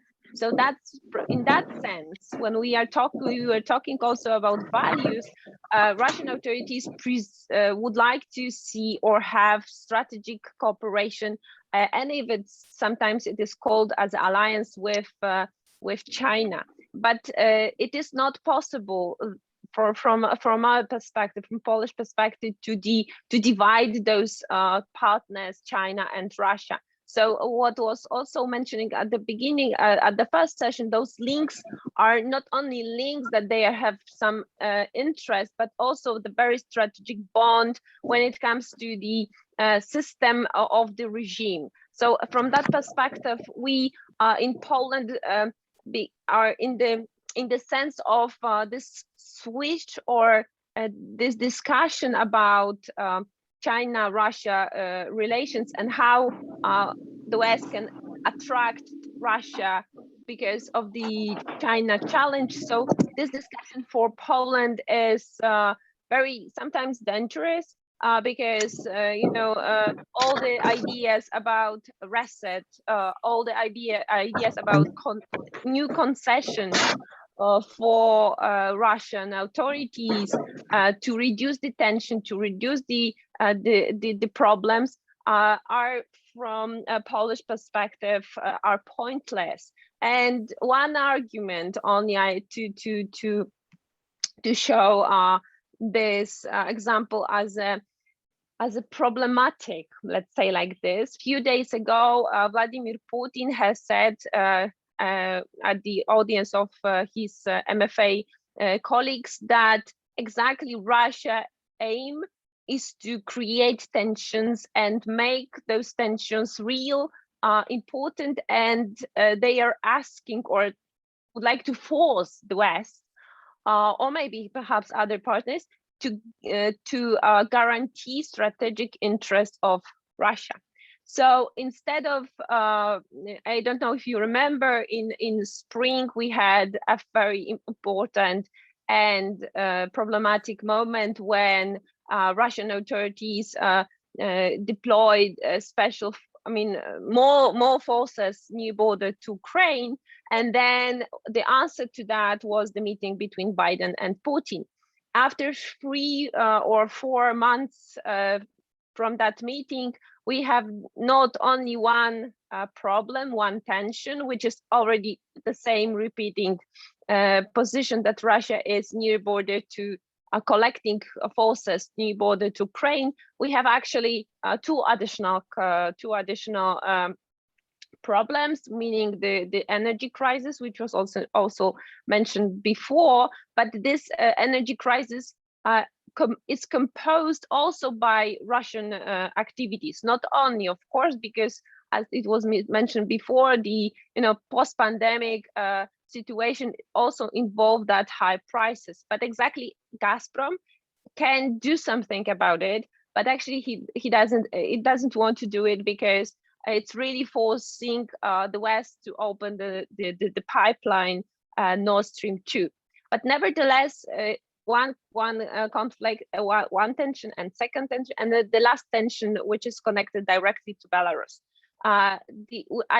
I would rather not call it as a migrant crisis, because it is not comparable by the scale and by the issue to the crisis, migration crisis from 2015, which causes by the so many people flew from the Middle East, but also from the North Africa to the European Union.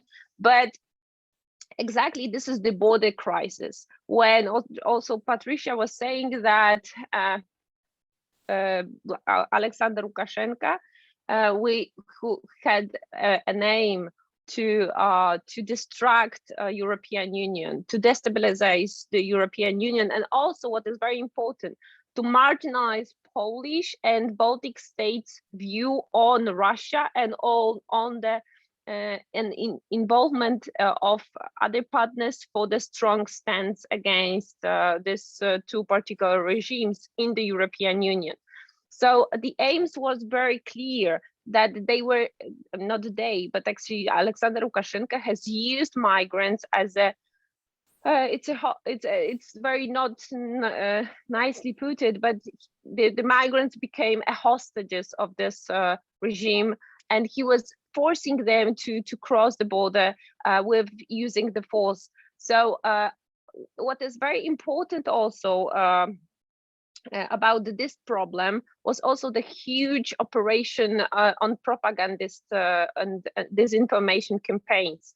On one hand, they were also, as I mentioned before, they were using this Afghani problem of collapse of Afghani operation by the US and NATO countries, but at the same time, he was, and Belarusian exactly propaganda was using this humanitarian element that Poland or European Union are not following the international law, and they are acting against the humanity, including genocide.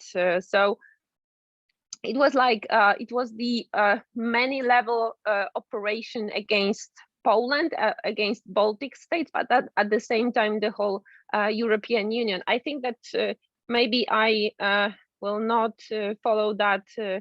Maybe I don't know how much time do I have, Patricia. I was just about to ask you to conclude.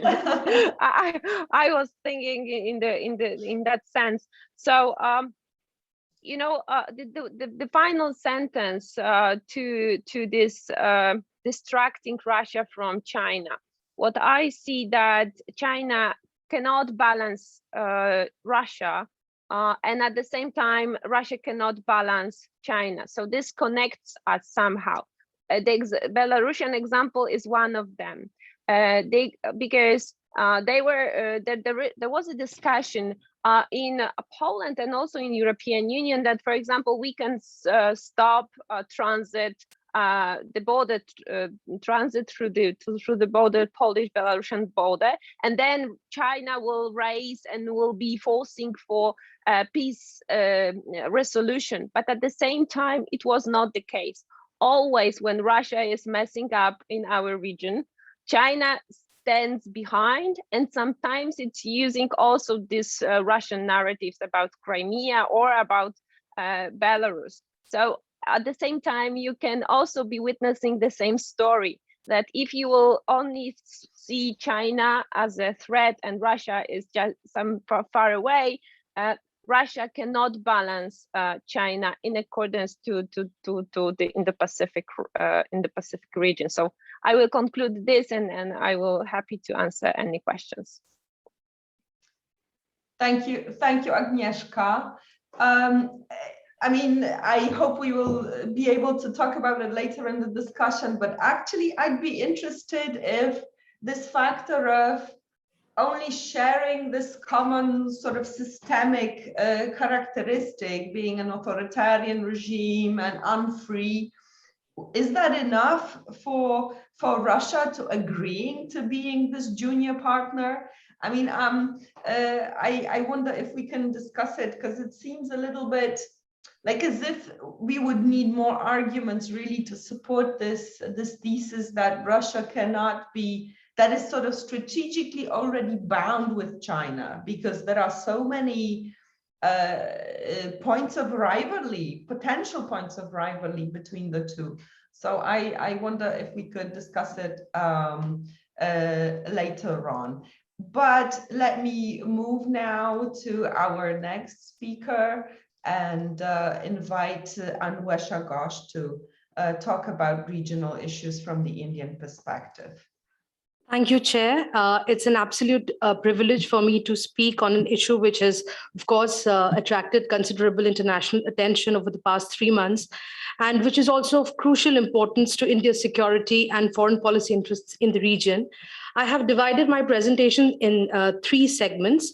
The first segment will briefly look at the key developments in Afghanistan and situate that within the larger context of the major developments that preceded those events. The second part of the presentation will focus on the immediate challenges faced by Afghanistan.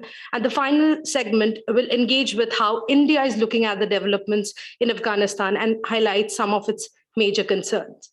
I will begin by saying that delving into the deep history of what went wrong in Afghanistan is beyond the scope of this presentation. Yet, in order to contextualize the fate of Afghanistan today, it is important to briefly look at the developments that led to the Doha Agreement between the US and the Taliban on 29th of February 2020. More than a decade into the US-led intervention in Afghanistan, there was a growing pressure for political solution in Washington.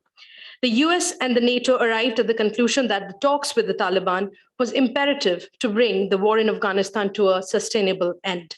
Subsequently, by 2007-2008, a change in the narrative surrounding the Taliban was observed, and there was a deliberate attempt to view the Taliban movement as an insurgency as opposed to a terrorist organization.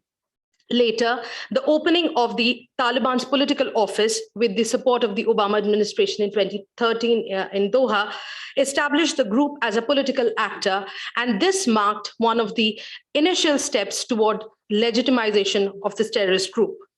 The final breakthrough happened in 2018 when the US began direct talks with the Taliban with the appointment of Ambassador Zalmay Khalilzad as the US representative of Afghanistan reconciliation, leading eventually to the Doha Agreement. The Doha Agreement not only legitimized the Taliban further, but also undermined the Afghan government, which was kept completely out of the negotiations.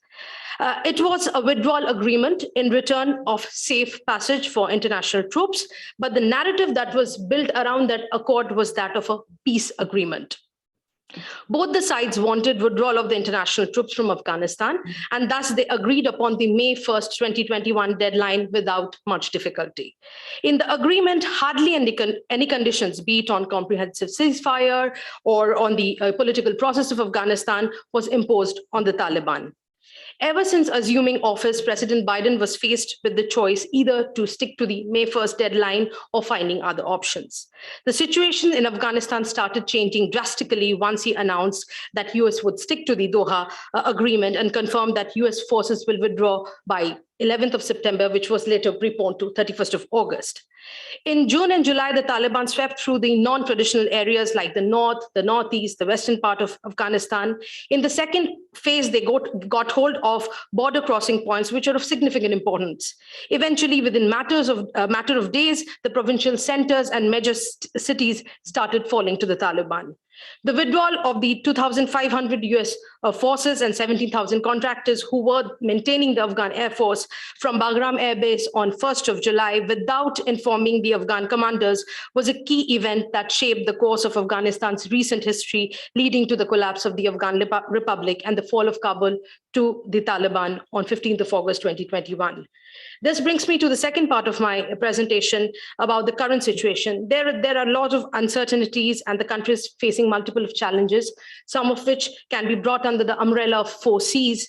C as in conflict, C as in COVID pandemic and its challenges, C as in climate change and its implications for ordinary Afghans, and finally C as in cash crunch and its impact, how it's impacting the daily lives of the common people there.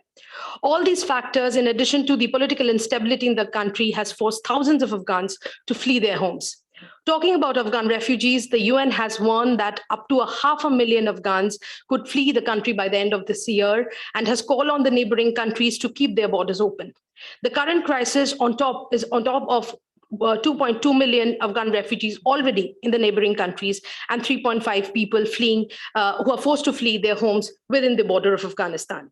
Europe hosts about 10% of the 3 million UN registered displaced Afghans globally. 56% of Afghans in Europe have received protection status. One of the immediate issues of concern in Afghanistan at present is related to the unfolding humanitarian crisis in the country. The UN has repeatedly warned that Afghanistan is on the brink of the world's worst humanitarian crisis, with more than half of the country facing acute food shortages. The shortage of items of necessities in the country got aggravated by the abrupt snapping of financial aid by the key international sources to Afghanistan, which accounted for about 75% of the country's spending prior to the Taliban takeover. Attacks by the Islamic State of Khorasan in Afghanistan have become more deadly since the withdrawal of the NATO forces. Recently, it carried out deadly attacks in provinces like Kabul, Kandahar, Kunduz, Nangarhar, and the group is particularly targeting mosques used by ethnic minority Shia communities in the country. Pentagon officials suggested that the group intended to carry out attacks against the West and could have the ability to do that within 6 months. The worsening security situation is only adding to the existing humanitarian crisis within Afghanistan. Amidst all this, the new rulers of Afghanistan are struggling to govern the country. With respect to Taliban governance, many fault lines can be seen. Firstly, there's a fault line between the Taliban and the rest of the country, majority of whom do not want to be governed by the Taliban, and that resistance is taking various shapes in the form of flag protest as a symbol of Afghan pluralism, protests by women who want their right to work, and protests in favor of the education for girl children. Secondly, clash between Taliban and the National Resistance Front, or the Second Resistance, which is a military alliance and is continuing armed resistance in certain areas under the leadership of Ahmad Massoud, the son of the legendary Tajik commander Ahmad Shah Massoud. Thirdly, we are seeing divisions and differences within Taliban, particularly between the Doha group and the Haqqani network. And these cleavages have deeper root in the Pashtun tribal politics of Afghanistan. And these differences are likely to magnify and not reduce in the immediate future. Finally, there is this looming war between the Islamic State of Khorasan and the Taliban. And the repeated attacks in the country indicate that, let alone other things, the Taliban interim government has miserably failed to ensure security in the country. The past 100 days or so have shown that the world, that the ideological contours, that is the fulcrum of the Taliban's worldview, whether it's on the issue of gender, whether it's an issue of human rights, participation in public life, the issues of governance, how to deal with citizen-state contract, how to manage a state in itself, remain the way it has been in the 1990s. As Taliban impose their repressive rule once again, we can only expect much greater opposition, if not resistance, and some of that resistance may take the form of armed resistance in the days to come. This brings to the final segment of my presentation. India and Afghanistan enjoy deep cultural and historical ties, and their bilateral relations over the past 2 decades have been forged by shared commitment to build a democratic, secular, and economically integrated Afghan state. Post-2001, India had extensive development partnership with Afghanistan that covered all gamuts of socioeconomic activities in the country. India has provided over $3 billion in reconstruction and development assistance to Afghanistan, which made it the largest regional donor to Afghanistan. The present situation in Afghanistan is a matter of grave concern for India. With most Indians now evacuated from Afghanistan, the government of India has stated that the primary and immediate concern will be to curb any terrorism threat to India originating from the Taliban-led Afghanistan. At various international platforms, India has underlined the need to ensure that the Afghan territory does not become a source of radicalization, terrorism, regionally and globally, and emphasized on the need to fight against the nexus of radicalization, terrorism, smuggling of drugs and arms in the region. India's first formal diplomatic engagement with the Taliban happened on August 31st, when the Indian ambassador to Qatar met Sheikh Mohammed Stanikzai, the head of the Taliban's political office in Doha, at the behest of the Taliban. And India conveyed its concerns to the Taliban in the same. India would want to see that the socioeconomic gains of the last 20 years is preserved in Afghanistan. India has called for an inclusive administration in Afghanistan, and inclusive for India does not just mean that adding a few Tajiks and Hazaras in the cabinet. It means bringing all those who still believe in the idea of republic and not emirate. It means bringing women, minorities, and preserving the gains of the last 20 years. India is involved in shaping the thinking of the international community on Afghanistan, and that is partly because India happened to be the chair of the UN Security Council in the month of August, when many of these debates pertaining to Afghanistan were taking place. India's achievement as UNSC chair included a strong resolution on the situation in Afghanistan, demanding that the Afghan territory not to be used to threaten any country or shelter terrorists. India has been involved in discussions related to Afghanistan in G20 format. Indian Prime Minister participated in the Extraordinary Leaders Meet on Afghanistan, which was held in October 12, to discuss a response to the looming humanitarian crisis in the country. On 10th of November, India hosted the 3rd Regional Security Dialogue, where senior security officials from Iran, Russia, and Central Asian countries participated. This dialogue deliberated upon the measures to address the security challenges from a regional perspective. The participating countries of the Delhi Declaration expressed their appreciation for India's initiative in organizing the dialogue in the context of India's efforts to contribute to peace, development, and security in the region. To conclude, I would state that the situation in Afghanistan is still evolving, and India is closely watching the developments there and hopes that in the course of the next few months, there would be some light at the end of the tunnel. But based on the present scenario, the current situation, the light, if there is one, looks very dim. I would stop here. Thank you. Thank you very much. This was very structured and informative, and I wanted to ask a couple of questions, and I also invite other participants to participate in the discussion.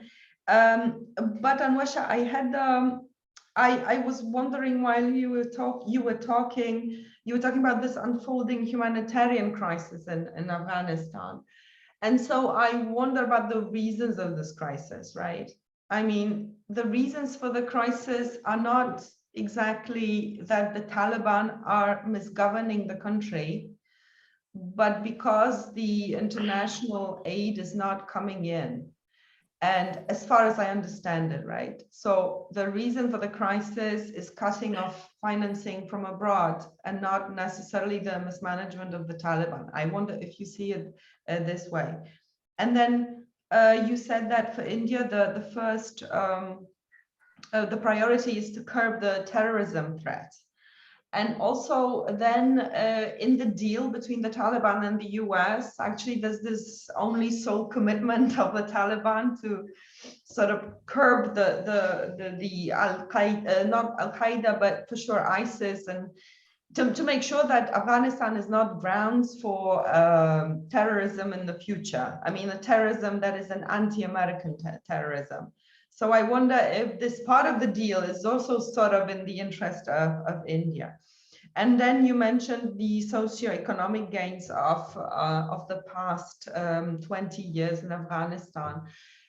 And then it seems to me that as much as there have been social gains for sure, because the society's been changing and we have seen the process of some kind of liberalization for sure.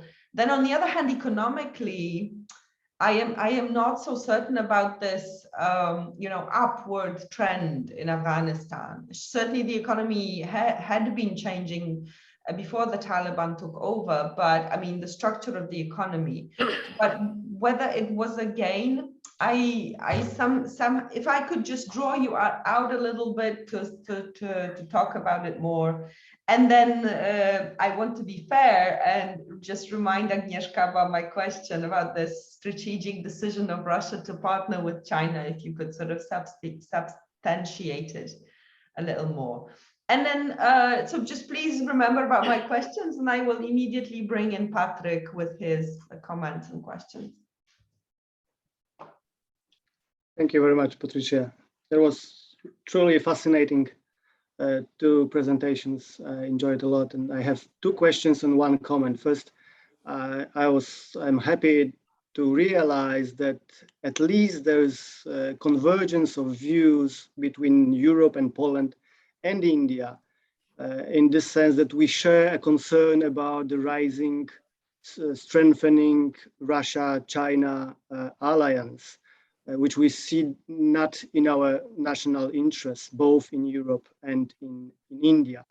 So we would like to see this alliance, this strategic partnership between China and Russia to be distracted or weakened.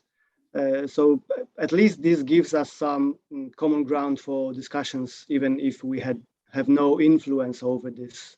But just to flag up this strategic convergence in our assessment of the international relations. And my two questions are shorter and more specific. First of all, I would like to listen, to learn about the Indian perception of what's going on the Poland-Belarusian border.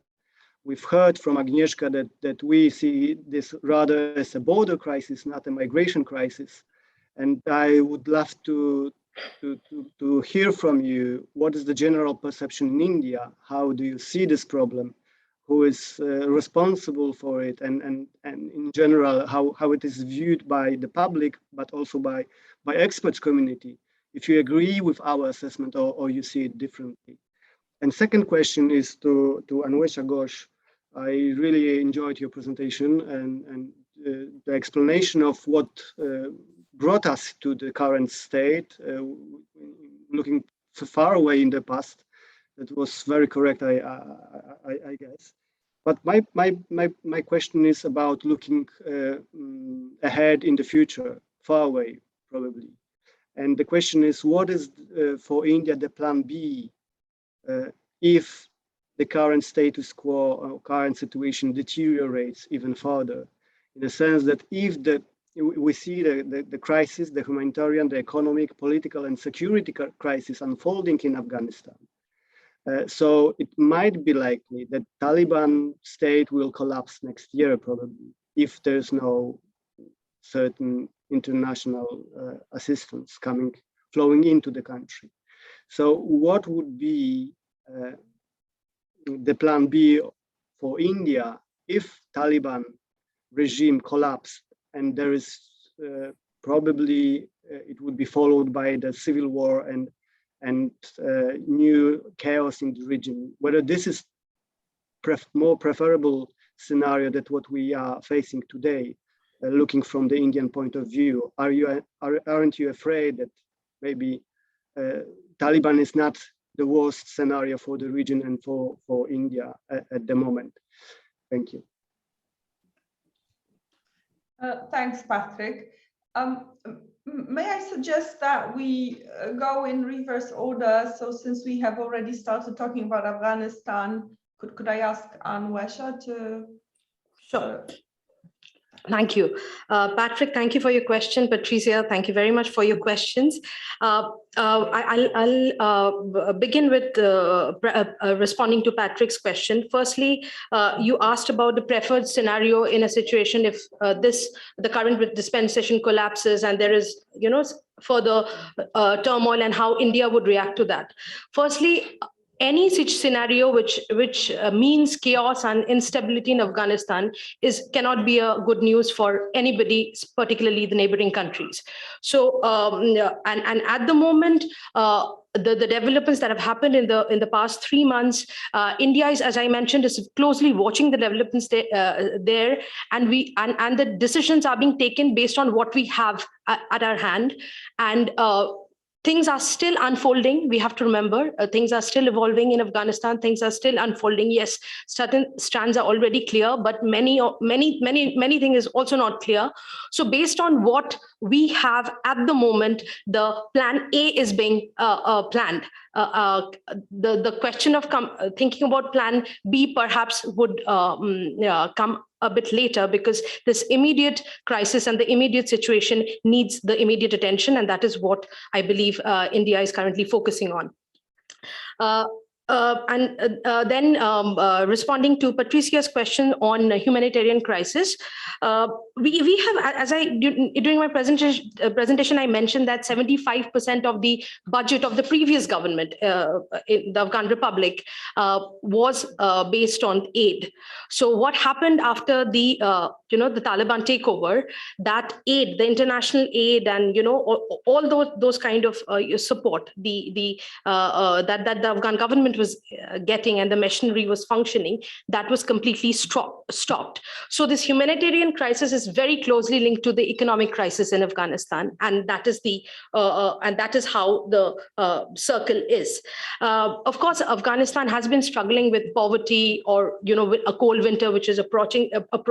These have always been the case, but the peculiarity of the current scenario is that there is no money that is coming into the country, and there are various reasons, and the international community is apprehensive about giving the money, because that would eventually go to the current government, which happens to be the Taliban government, and one does not know that how they would handle that sort of whether they're capable of dealing with that kind of funds.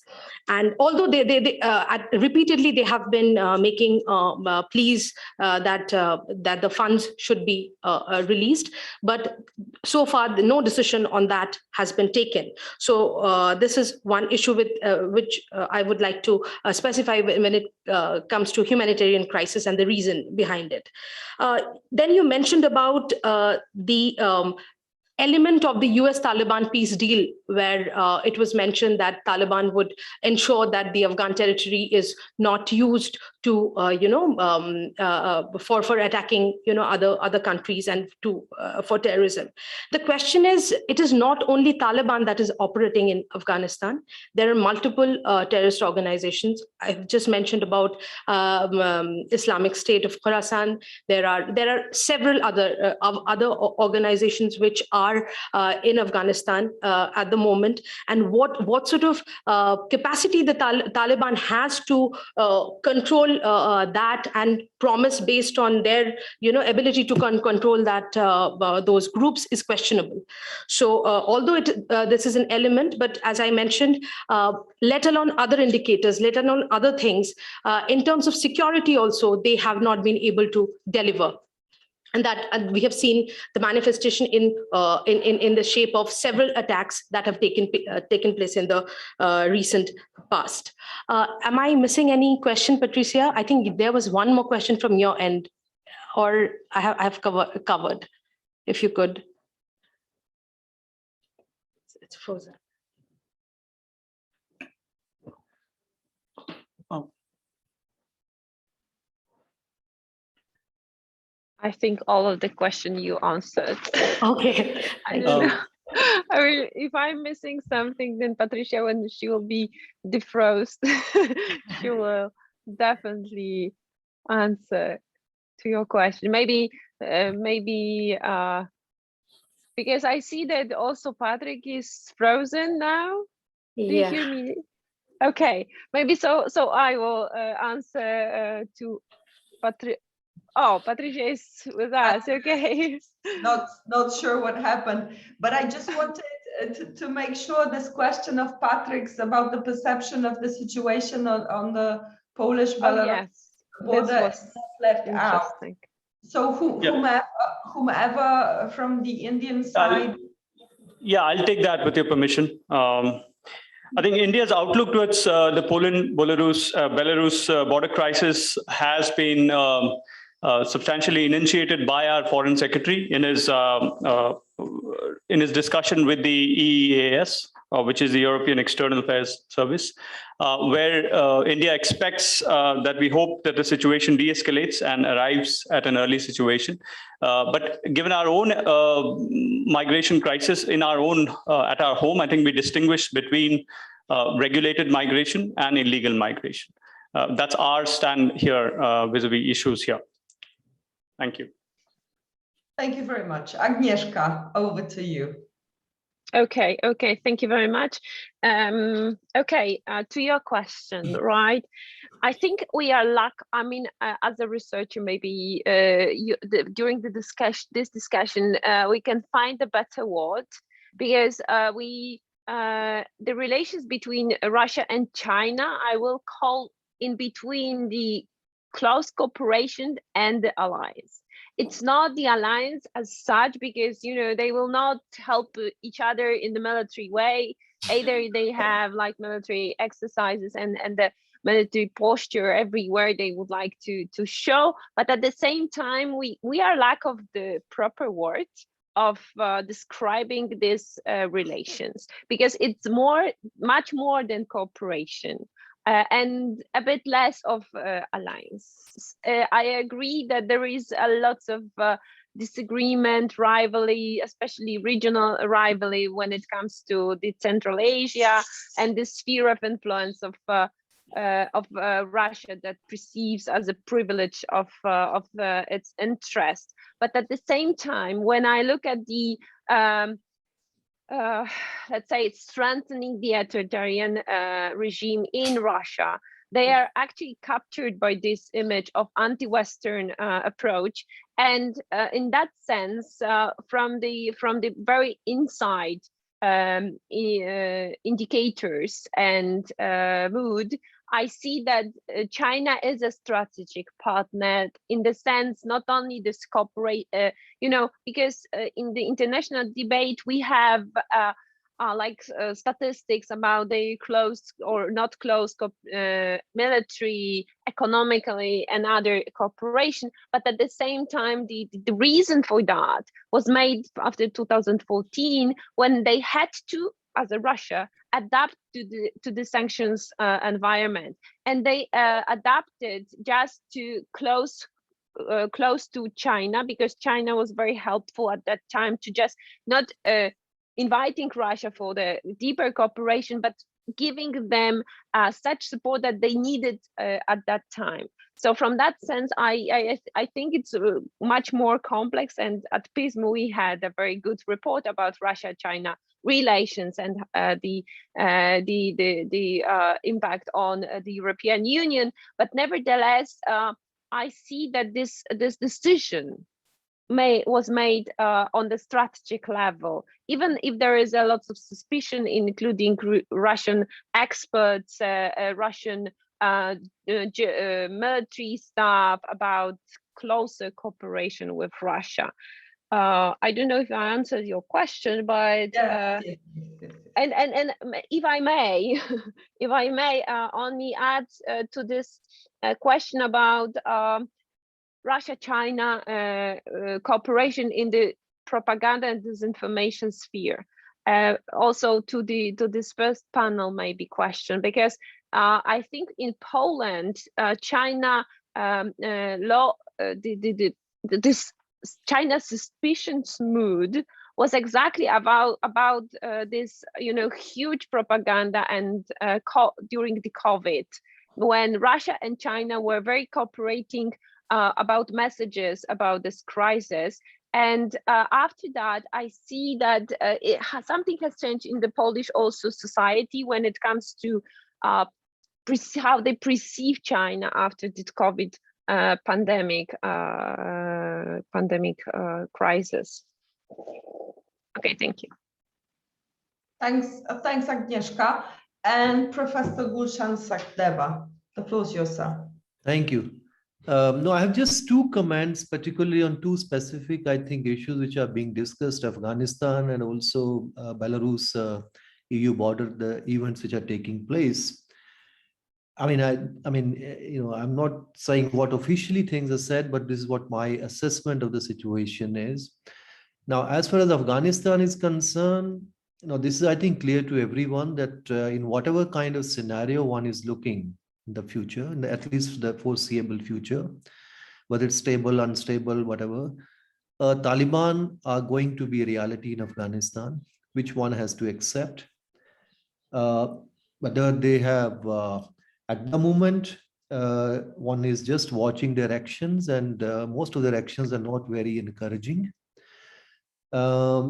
But at the same time, India's economic and security objectives, whatever they were in the last 20 years, we know what they are. They have not disappeared. So it means India cannot really wash its hands from Afghanistan. At the moment, one just has to see how do you really start, what kind of engagement in what way. As I think Agnieszka or somebody else mentioned, that at the moment, what it's seen is really a humanitarian crisis, which is developing. So that is the immediate priority, how countries from the region, from outside world really have to work together to see that Afghan population do not suffer because of whatever is happening in Afghanistan. But in the long run, one of course has to see how do you really, at the moment, what they are, the linkages between Pakistan and the Taliban are quite clear to everyone. So to some extent, this has become an extension of Pakistan. So it means you can't really now isolate India's Afghan policy from the Pakistan policy, because this is very much linked. But one hopes that in the coming years, or at least in the coming future, whosoever dispensation is in Afghanistan will have much more independent role to play, and then perhaps some options will open for countries like India. And the another problem perhaps for India is that so far India was mostly coordinating its action because of the Western forces, Americans and NATO, and everybody was there with the US and allies. Now they are gone. So basically the new players which are going to be there, you are going to have China, you are going to have Pakistan, which is kind of, the close, again, the nexus between Pakistan and China is also very clear. And again, Iran and others, and Russia, linkages between Russia and China, as everybody mentioning. So very different kind of players which are going to have certain role in this region.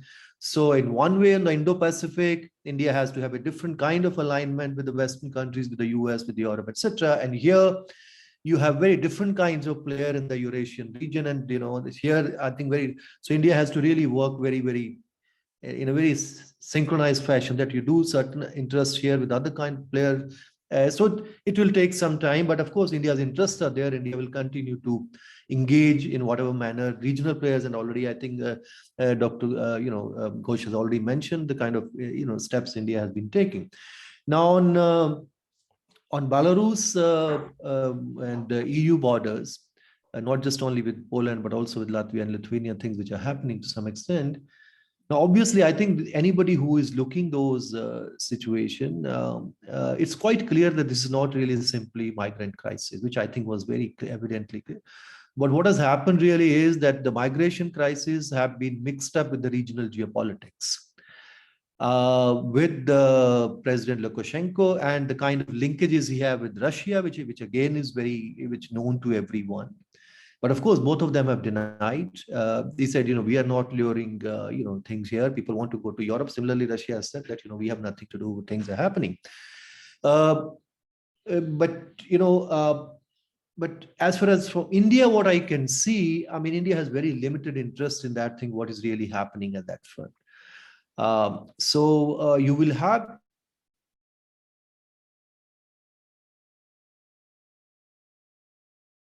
resolved, as I think was mentioned, peacefully resolve something. But beyond that, as we have seen also earlier in the case of Ukraine, India will have more of kind of neutral position here, because the kind of ties India has with, because both are friendly countries in that sense, both even Belarus and also Russia. So and you really don't really gain much unnecessarily getting into these kind of issues, which is more of an issue between Europe and Russia, and particularly Poland is at the front line. So, as things are happening in different ways, but of course, everybody understands what is happening there. It's not that India doesn't understand the kind of geopolitics which is being played in this part of the world. But knowing, sensitivities, I think India will just react. India will not really have very serious views on that officially, on those kind of issues. Mm. Thank you, Gulshan Sakdeva. Very nice to have this perspective on these many issues also from you. So we again extended the time for this session of 7 minutes. So apologies for that. I think what I take away at least is at least 2 points of connection between India and Poland, and that's on Afghanistan when it comes to the overall assessment of the situation. I mean, especially the perspectives for the country in the coming year. We do not see these prospects in very colorful terms. And the other one is what Patrick mentioned, that I sense that there might be some kind of reservation about this Chinese-Russian cooperation in both our countries, because you are afraid of China, most probably, of China getting stronger through its partnerships, and we most probably are afraid of Russia getting stronger through cooperation with China. So that maybe the platform or the 2 points that bring us together and should be also discussed more in the future. Thank you very much. With that, I give the floor back to the office at ICWA. Thank you, Dr. Sasnam. With this, we move on to our final session, which is on India-Poland bilateral relations, way forward. I now invite Ambassador Anil Wadhwa, former Ambassador of India to Poland, to give his opening remarks and conduct the proceedings. Sir, we have 40 minutes. Right. Thank you. First of all, let me say it's an enormous pleasure to once again be associated with things which are Polish. I've always been following very closely developments between India and Poland. And right now, I'm very happy to see the relationship being managed by 2 very good and able ambassadors who are also very good friends. So throughout this afternoon, we've been hearing a lot about the interests of Poland and India in the regional context and their views also on the Indo-Pacific, etc. We've now come to the bilateral relationship and the way forward, in this relationship. Of course, countries like India and Poland are blessed with very strong historical ties, and also a relationship which has traditionally been very strong in the cultural sense. We've heard about the strong Indology tradition which exists in Poland. Also, the Indian diaspora in Poland is so well meshed into the society. So we have an ideal situation for taking the bilateral relationship forward. As Ambassador Malik pointed out, trade and investments on balance between India and Poland have done fairly well. But we can, of course, strive to push this beyond our high water mark, so to speak, of $3 billion in trade. Investments from India at around $3 billion and $700 million from Poland are also, a fair mark.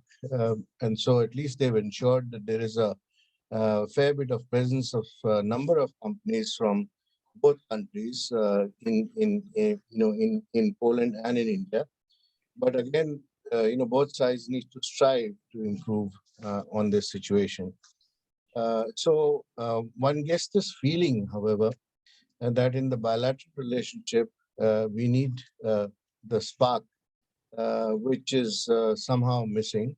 It's been also, impeded by the COVID situation, where our bilateral engagements, which were picking up quite well at one stage, suddenly had to come to a halt because obviously there's no connectivity. So, these bilaterals then get into a situation where they suffer and have to be picked back again. Now, both sides have to look at what is the promising areas of cooperation, because, it's a very dynamic world today. Post-COVID, things have changed a lot. And what has also happened, in the Indian economy during the COVID period is quite remarkable because of the opening up and reforms in many sectors here. And of particular interest to Poland should be the reforms in the mining sector, the food processing, defense and agriculture sectors, which I'm sure, Ambassador would be following very closely, Ambassador Burakovsky, and would be noting that these are opportunities for Polish companies in particular. As Ambassador Malik pointed out, with the need, we need to undertake some amount of interest in each other in the defense ties as well, which are doing fairly well at one point in time. And our state-to-state cooperation, which actually has done well in the past and had actually delivered on a number of areas, especially in the IT cooperation, also is a promising area which needs to be built upon once again. So hopefully this could also be revived post-COVID. Despite the consensus that we've achieved at Glasgow on phasing down on coal, in the foreseeable future, India and Poland will need to continue with this cooperation in coal, and especially clean coal technologies and modern and safe mining technologies. Of course, for the future, we'll have to both look at different ways and methods in which we can change over to other kind of cleaner technologies going forward. Talking about the environment again, clean water technologies, waste treatment technologies, and the circular economy, they're all emerging areas of cooperation where Polish companies have undertaken a lot of trips to India in the past, and now, of course, that can be revived with the Vibrant Gujarat event, which is coming up. Finally, I feel that India and Poland actually need a big connect in the innovation and IT sectors, and a revival of our science and technology cooperation, which has gone dormant for some time now. But we have, two very eminent panelists today, Dr. Ankita Datta and Mr. Patrick Hugill, to talk more about what can be done in the bilateral field. So I would like to hand it over to them now. First, I would start with Dr. Ankita Datta. You have the floor. Thank you, Ambassador Wadhwa. Well, most of the areas of cooperation that I wanted to highlight has already been pointed by Ambassador. But in my paper, my presentation is divided in two parts, where I look as a way forward, new areas of cooperation that India and Poland can explore. And secondly, I also look at why India should be looking at V4 as an important sub-region in Europe. Now, in the areas of cooperation, I identified three sectors. First is the technological cooperation, where I am focusing on startup ecosystems and artificial intelligence. Why I have chosen these two is primarily because India and Poland are emerging to be very preferred locations for advanced technological development. Poland and India were acclaimed to be in part of the 60 most innovative countries by Bloomberg in early this year in 2021, and they've also emerged as technological hubs in their respective areas.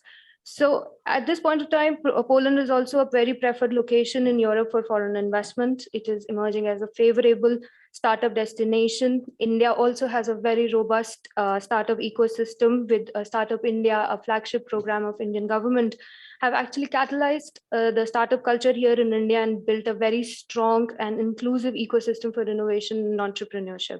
Similarly, with the growth of startup scenes in both the countries, coupled with an advancing economy, local talent and environment, which is very conducive for further development, the startups are going to continue to thrive in both the countries.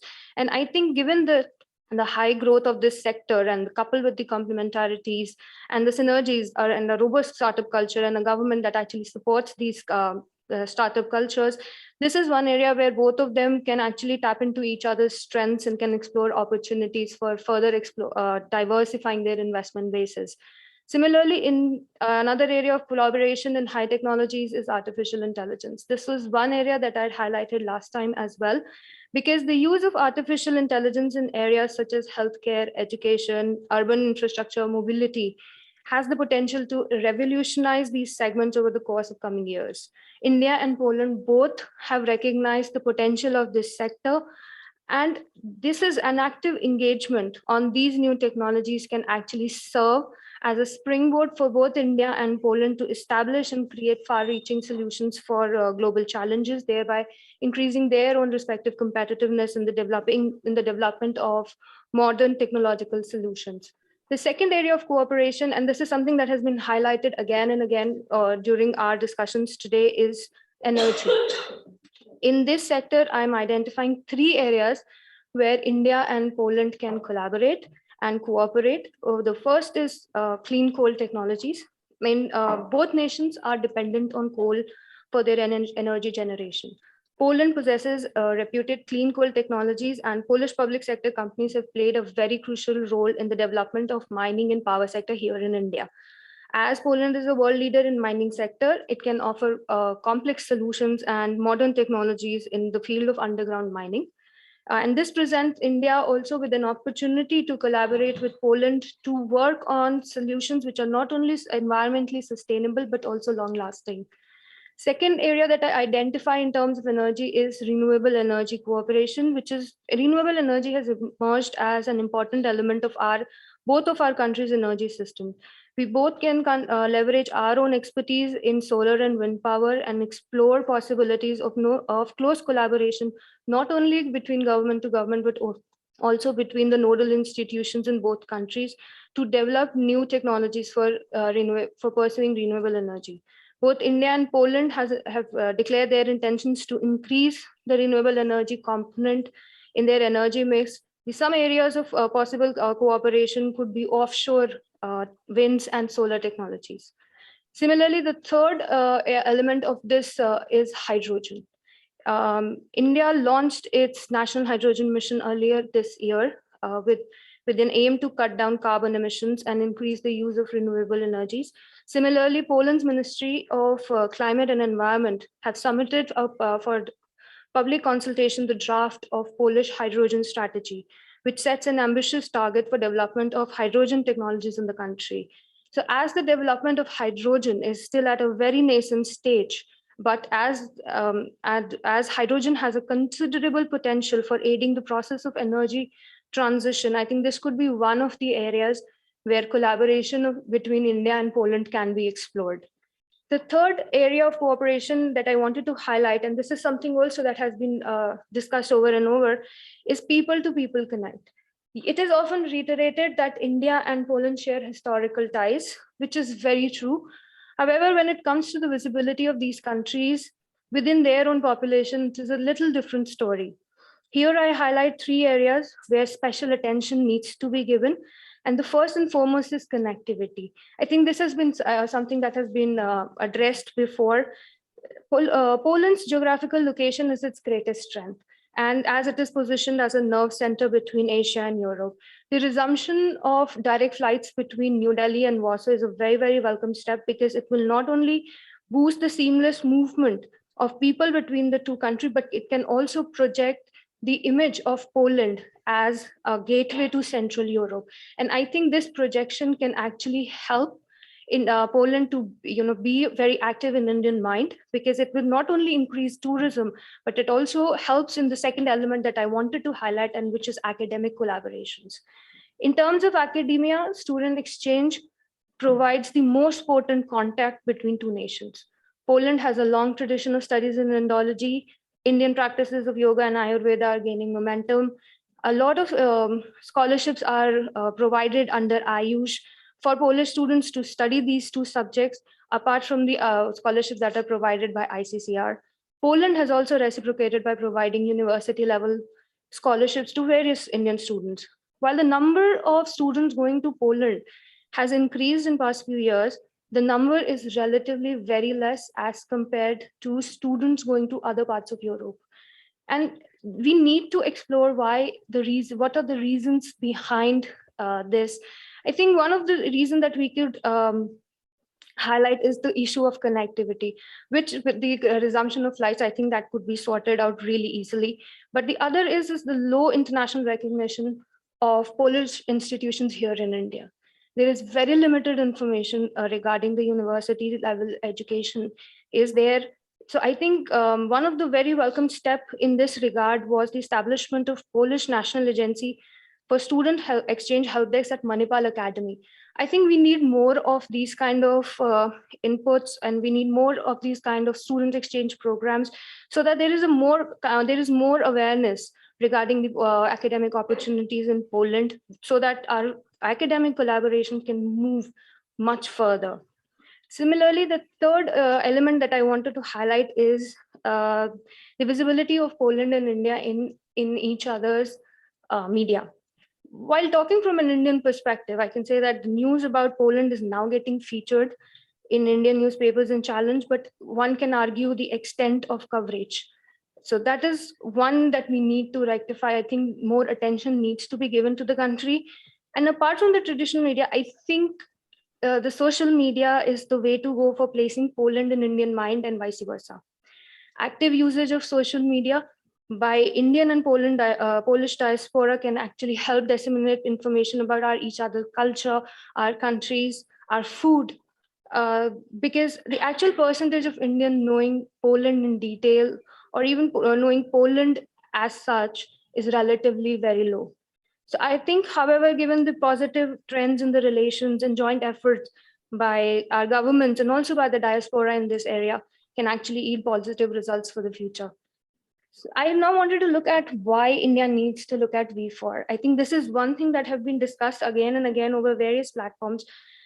India needs to look at V4 because these four countries, and I give two reasons for it, because these four countries have been the fastest growing in the entire European Union over the past decade. Together, they make up the 12th largest economy in the world. However, their trade with India is far below the potential, which stands at $4 billion.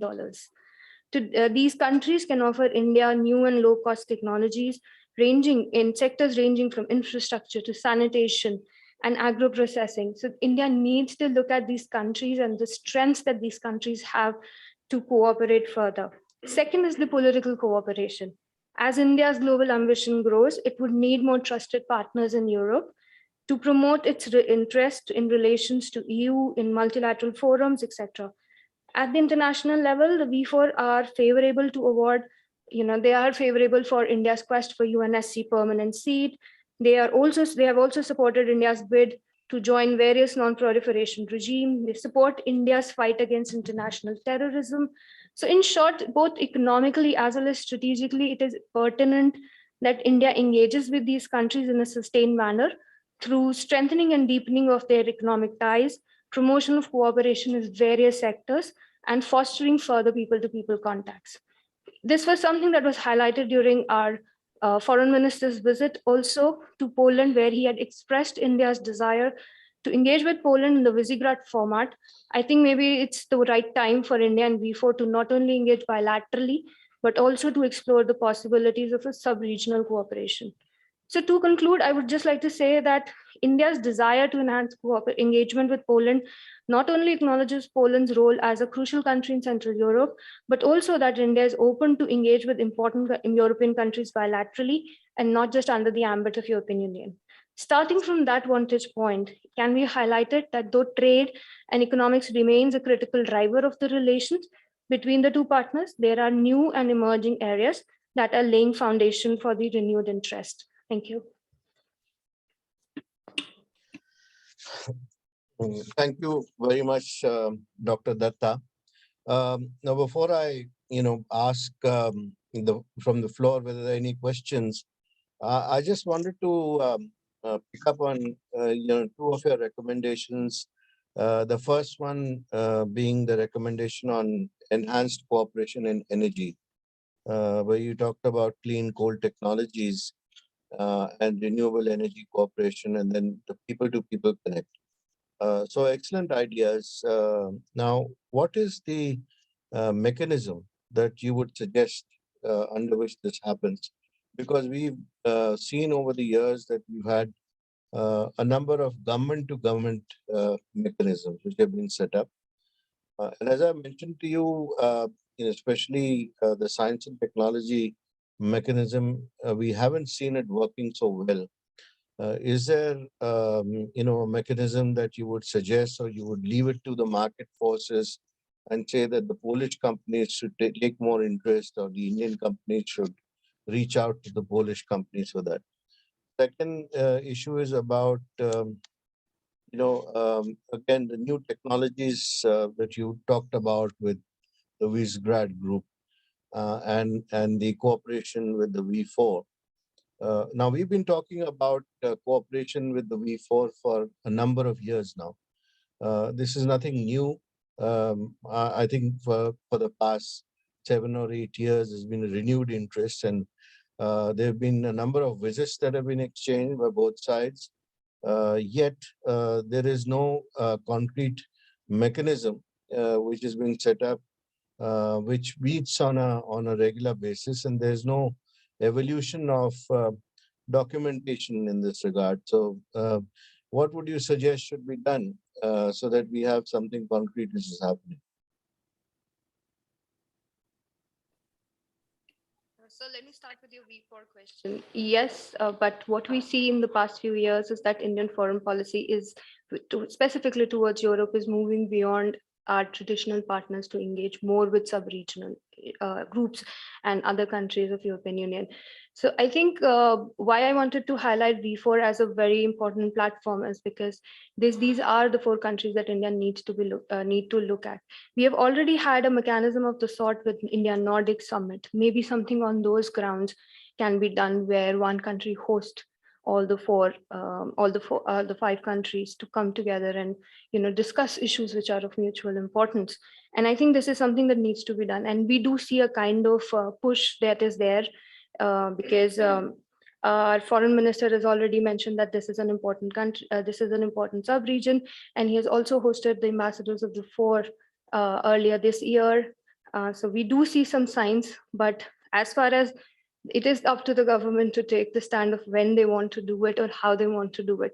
It's a suggestion because it is important, and it is the high time that we look at these 4 countries together.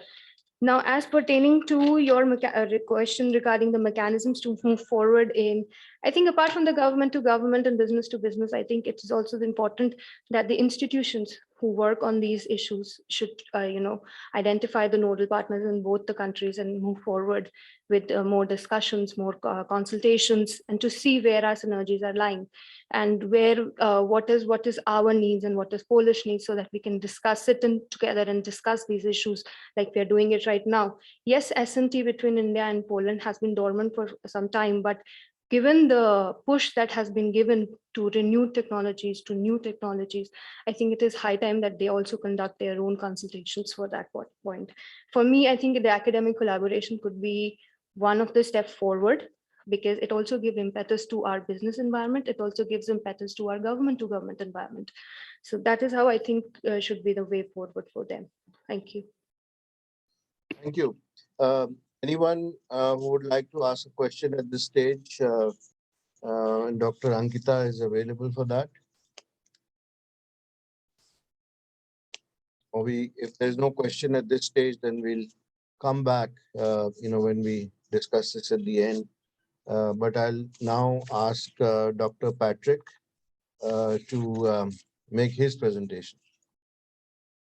Thank you very much, Ambassador.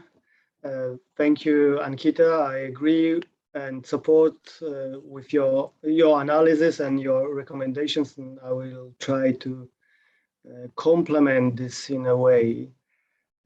Last year at the same forum, some of you might remember, I made quite an ambitious proposal, and as I made a strong case for strategic partnership between Poland and India, this has not materialized over the last 12 years, and I would say that wasn't the best year for Poland-India relations. Obviously, the COVID made everything different, and it was extraordinary time for everyone. But nevertheless, the strategic partnership is not there. There was no any exchange of high-level visits between our countries or meeting, even virtual meetings. The trade volume has gone down considerably. There was no even the Visegrad Group summit with Indian representative, as discussed earlier. And this happened despite quite a historical realignment of India with the West during the last months. We saw the strengthening of India-US relations, but also very importantly, closer EU-India relationship over the last couple of years. So that gave me a lesson, and this year, I will be more humble. I will concentrate more on very concrete, small steps that can be taken, or on concrete deliverables that can make our partnership stronger. I have 10 minutes, so I will limit myself to 10 points, to 10 steps that can be taken by Poland in order to make the relationship with India stronger. And I understand if anyone wants to be an attractive partner for India, then it must offer something that would help India to address one of its major challenges it is facing these days. And to my understanding, the major challenges that India is struggling with recently can be summarized in four C's. So Ankita and Anwisha had its own 4C, and I will have my own 4C. And plus, I will add to this double G. So the challenges that India is facing is climate change, certainly, counterterrorism, competence, connectivity, and double G is global governance. So I think if Poland wants to be a stronger partner for India, it must prepare an offer that will address those challenges. So first of all, at the political level, what Poland can do is to offer unconditional, official, and strong support for India's bid to become a permanent member of the UN Security Council. And possibly it can also steer and initiate a discussion within the European Union about the common position of the EU on that matter. In addition, Poland can certainly stand with India in defense of international law, rules-based international order, to condemn international terrorism, including cross-border terrorism, to support territorial integrity and sovereignty against any kind of aggression or intrusion by foreign powers. So there is a lot that can be clarified, and stronger political message can be sent from Poland to prove it is trusted partner for India. That would be on the global governance and counterterrorism. And then talking more specifically about other challenges. So first of all, climate change. So my second point would be that in Poland should join the International Solar Alliance, the Indian initiative that was already mentioned by Ambassador Malik. So Poland should join the ISA and with some substantial level of financing of this initiative, and in general to engage India more in cooperation on climate change and renewable energies. Third point, Poland could propose setting up of a joint research fund, research center that could finance collaboration on scientific cooperation between Polish and Indian institutions in the fields of climate change, but also on renewable energy and on space or IT or artificial intelligence or on all those new breaking technologies that are looked after by all countries.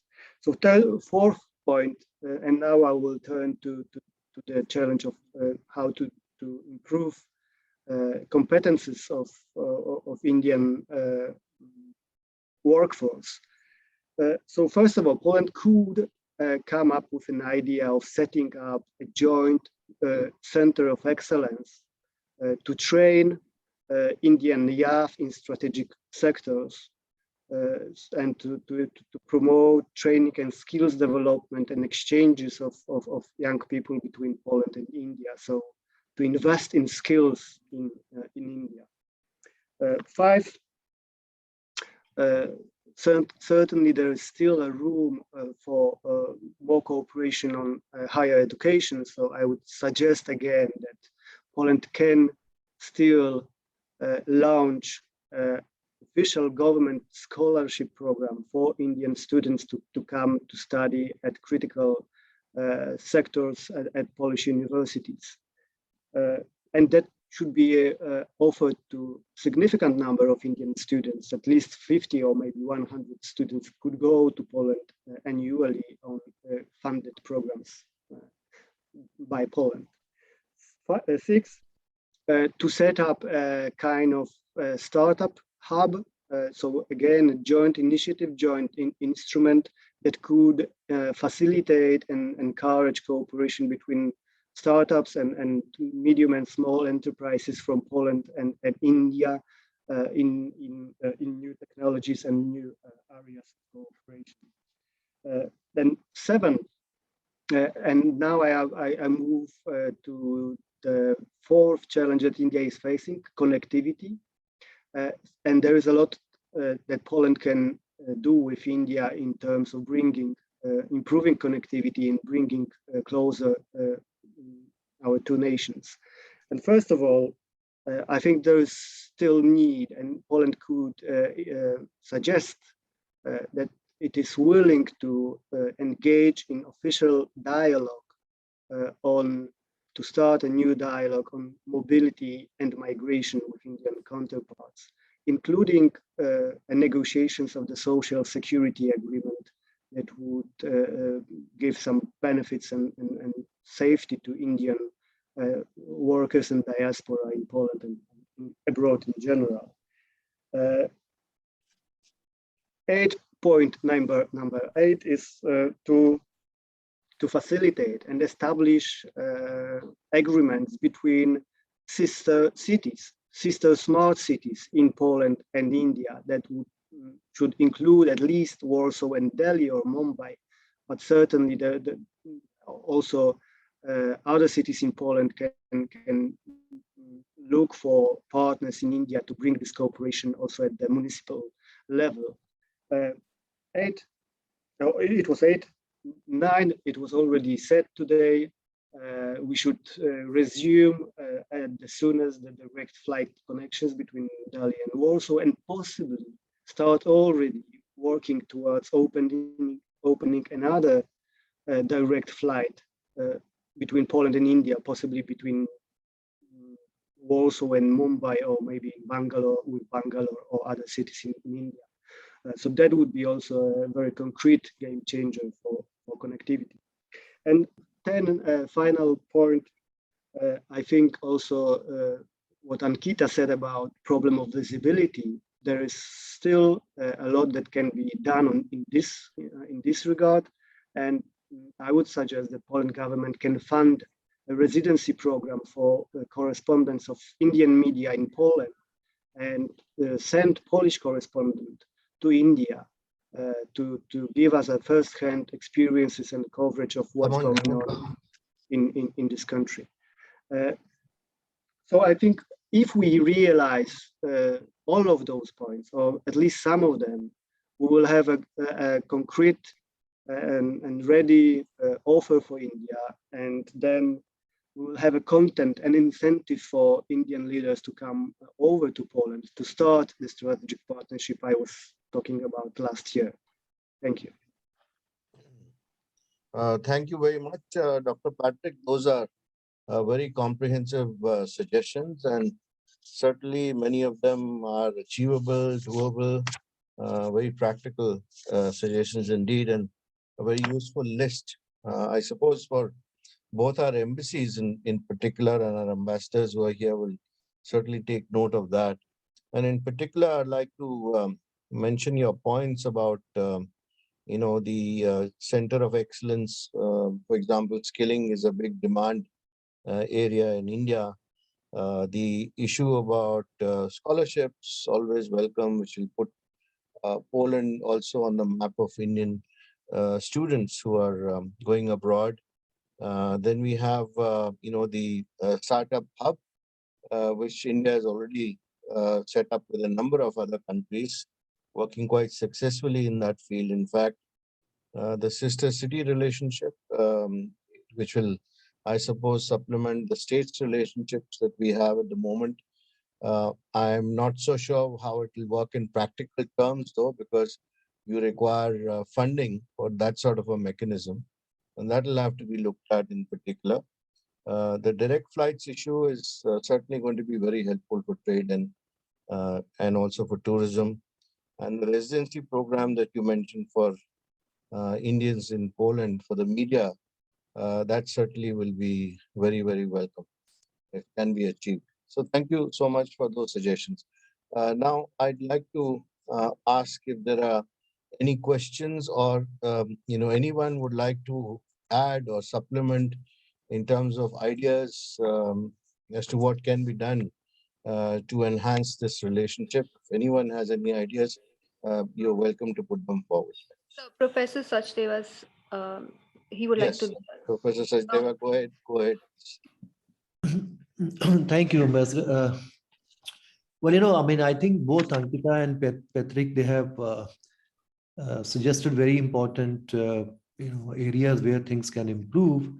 I just have one point to make. What Patrick has said, that he said he was modest and less ambitious this year. At the second track, you don't need to be modest at all, because if you start repeating what is happening at the government level, then there's no new value we are really adding to the discussions. And I remember this idea of strategic partnership actually was floated in the very first meeting itself, when we had meeting in PISM. Many discussions have gone on this.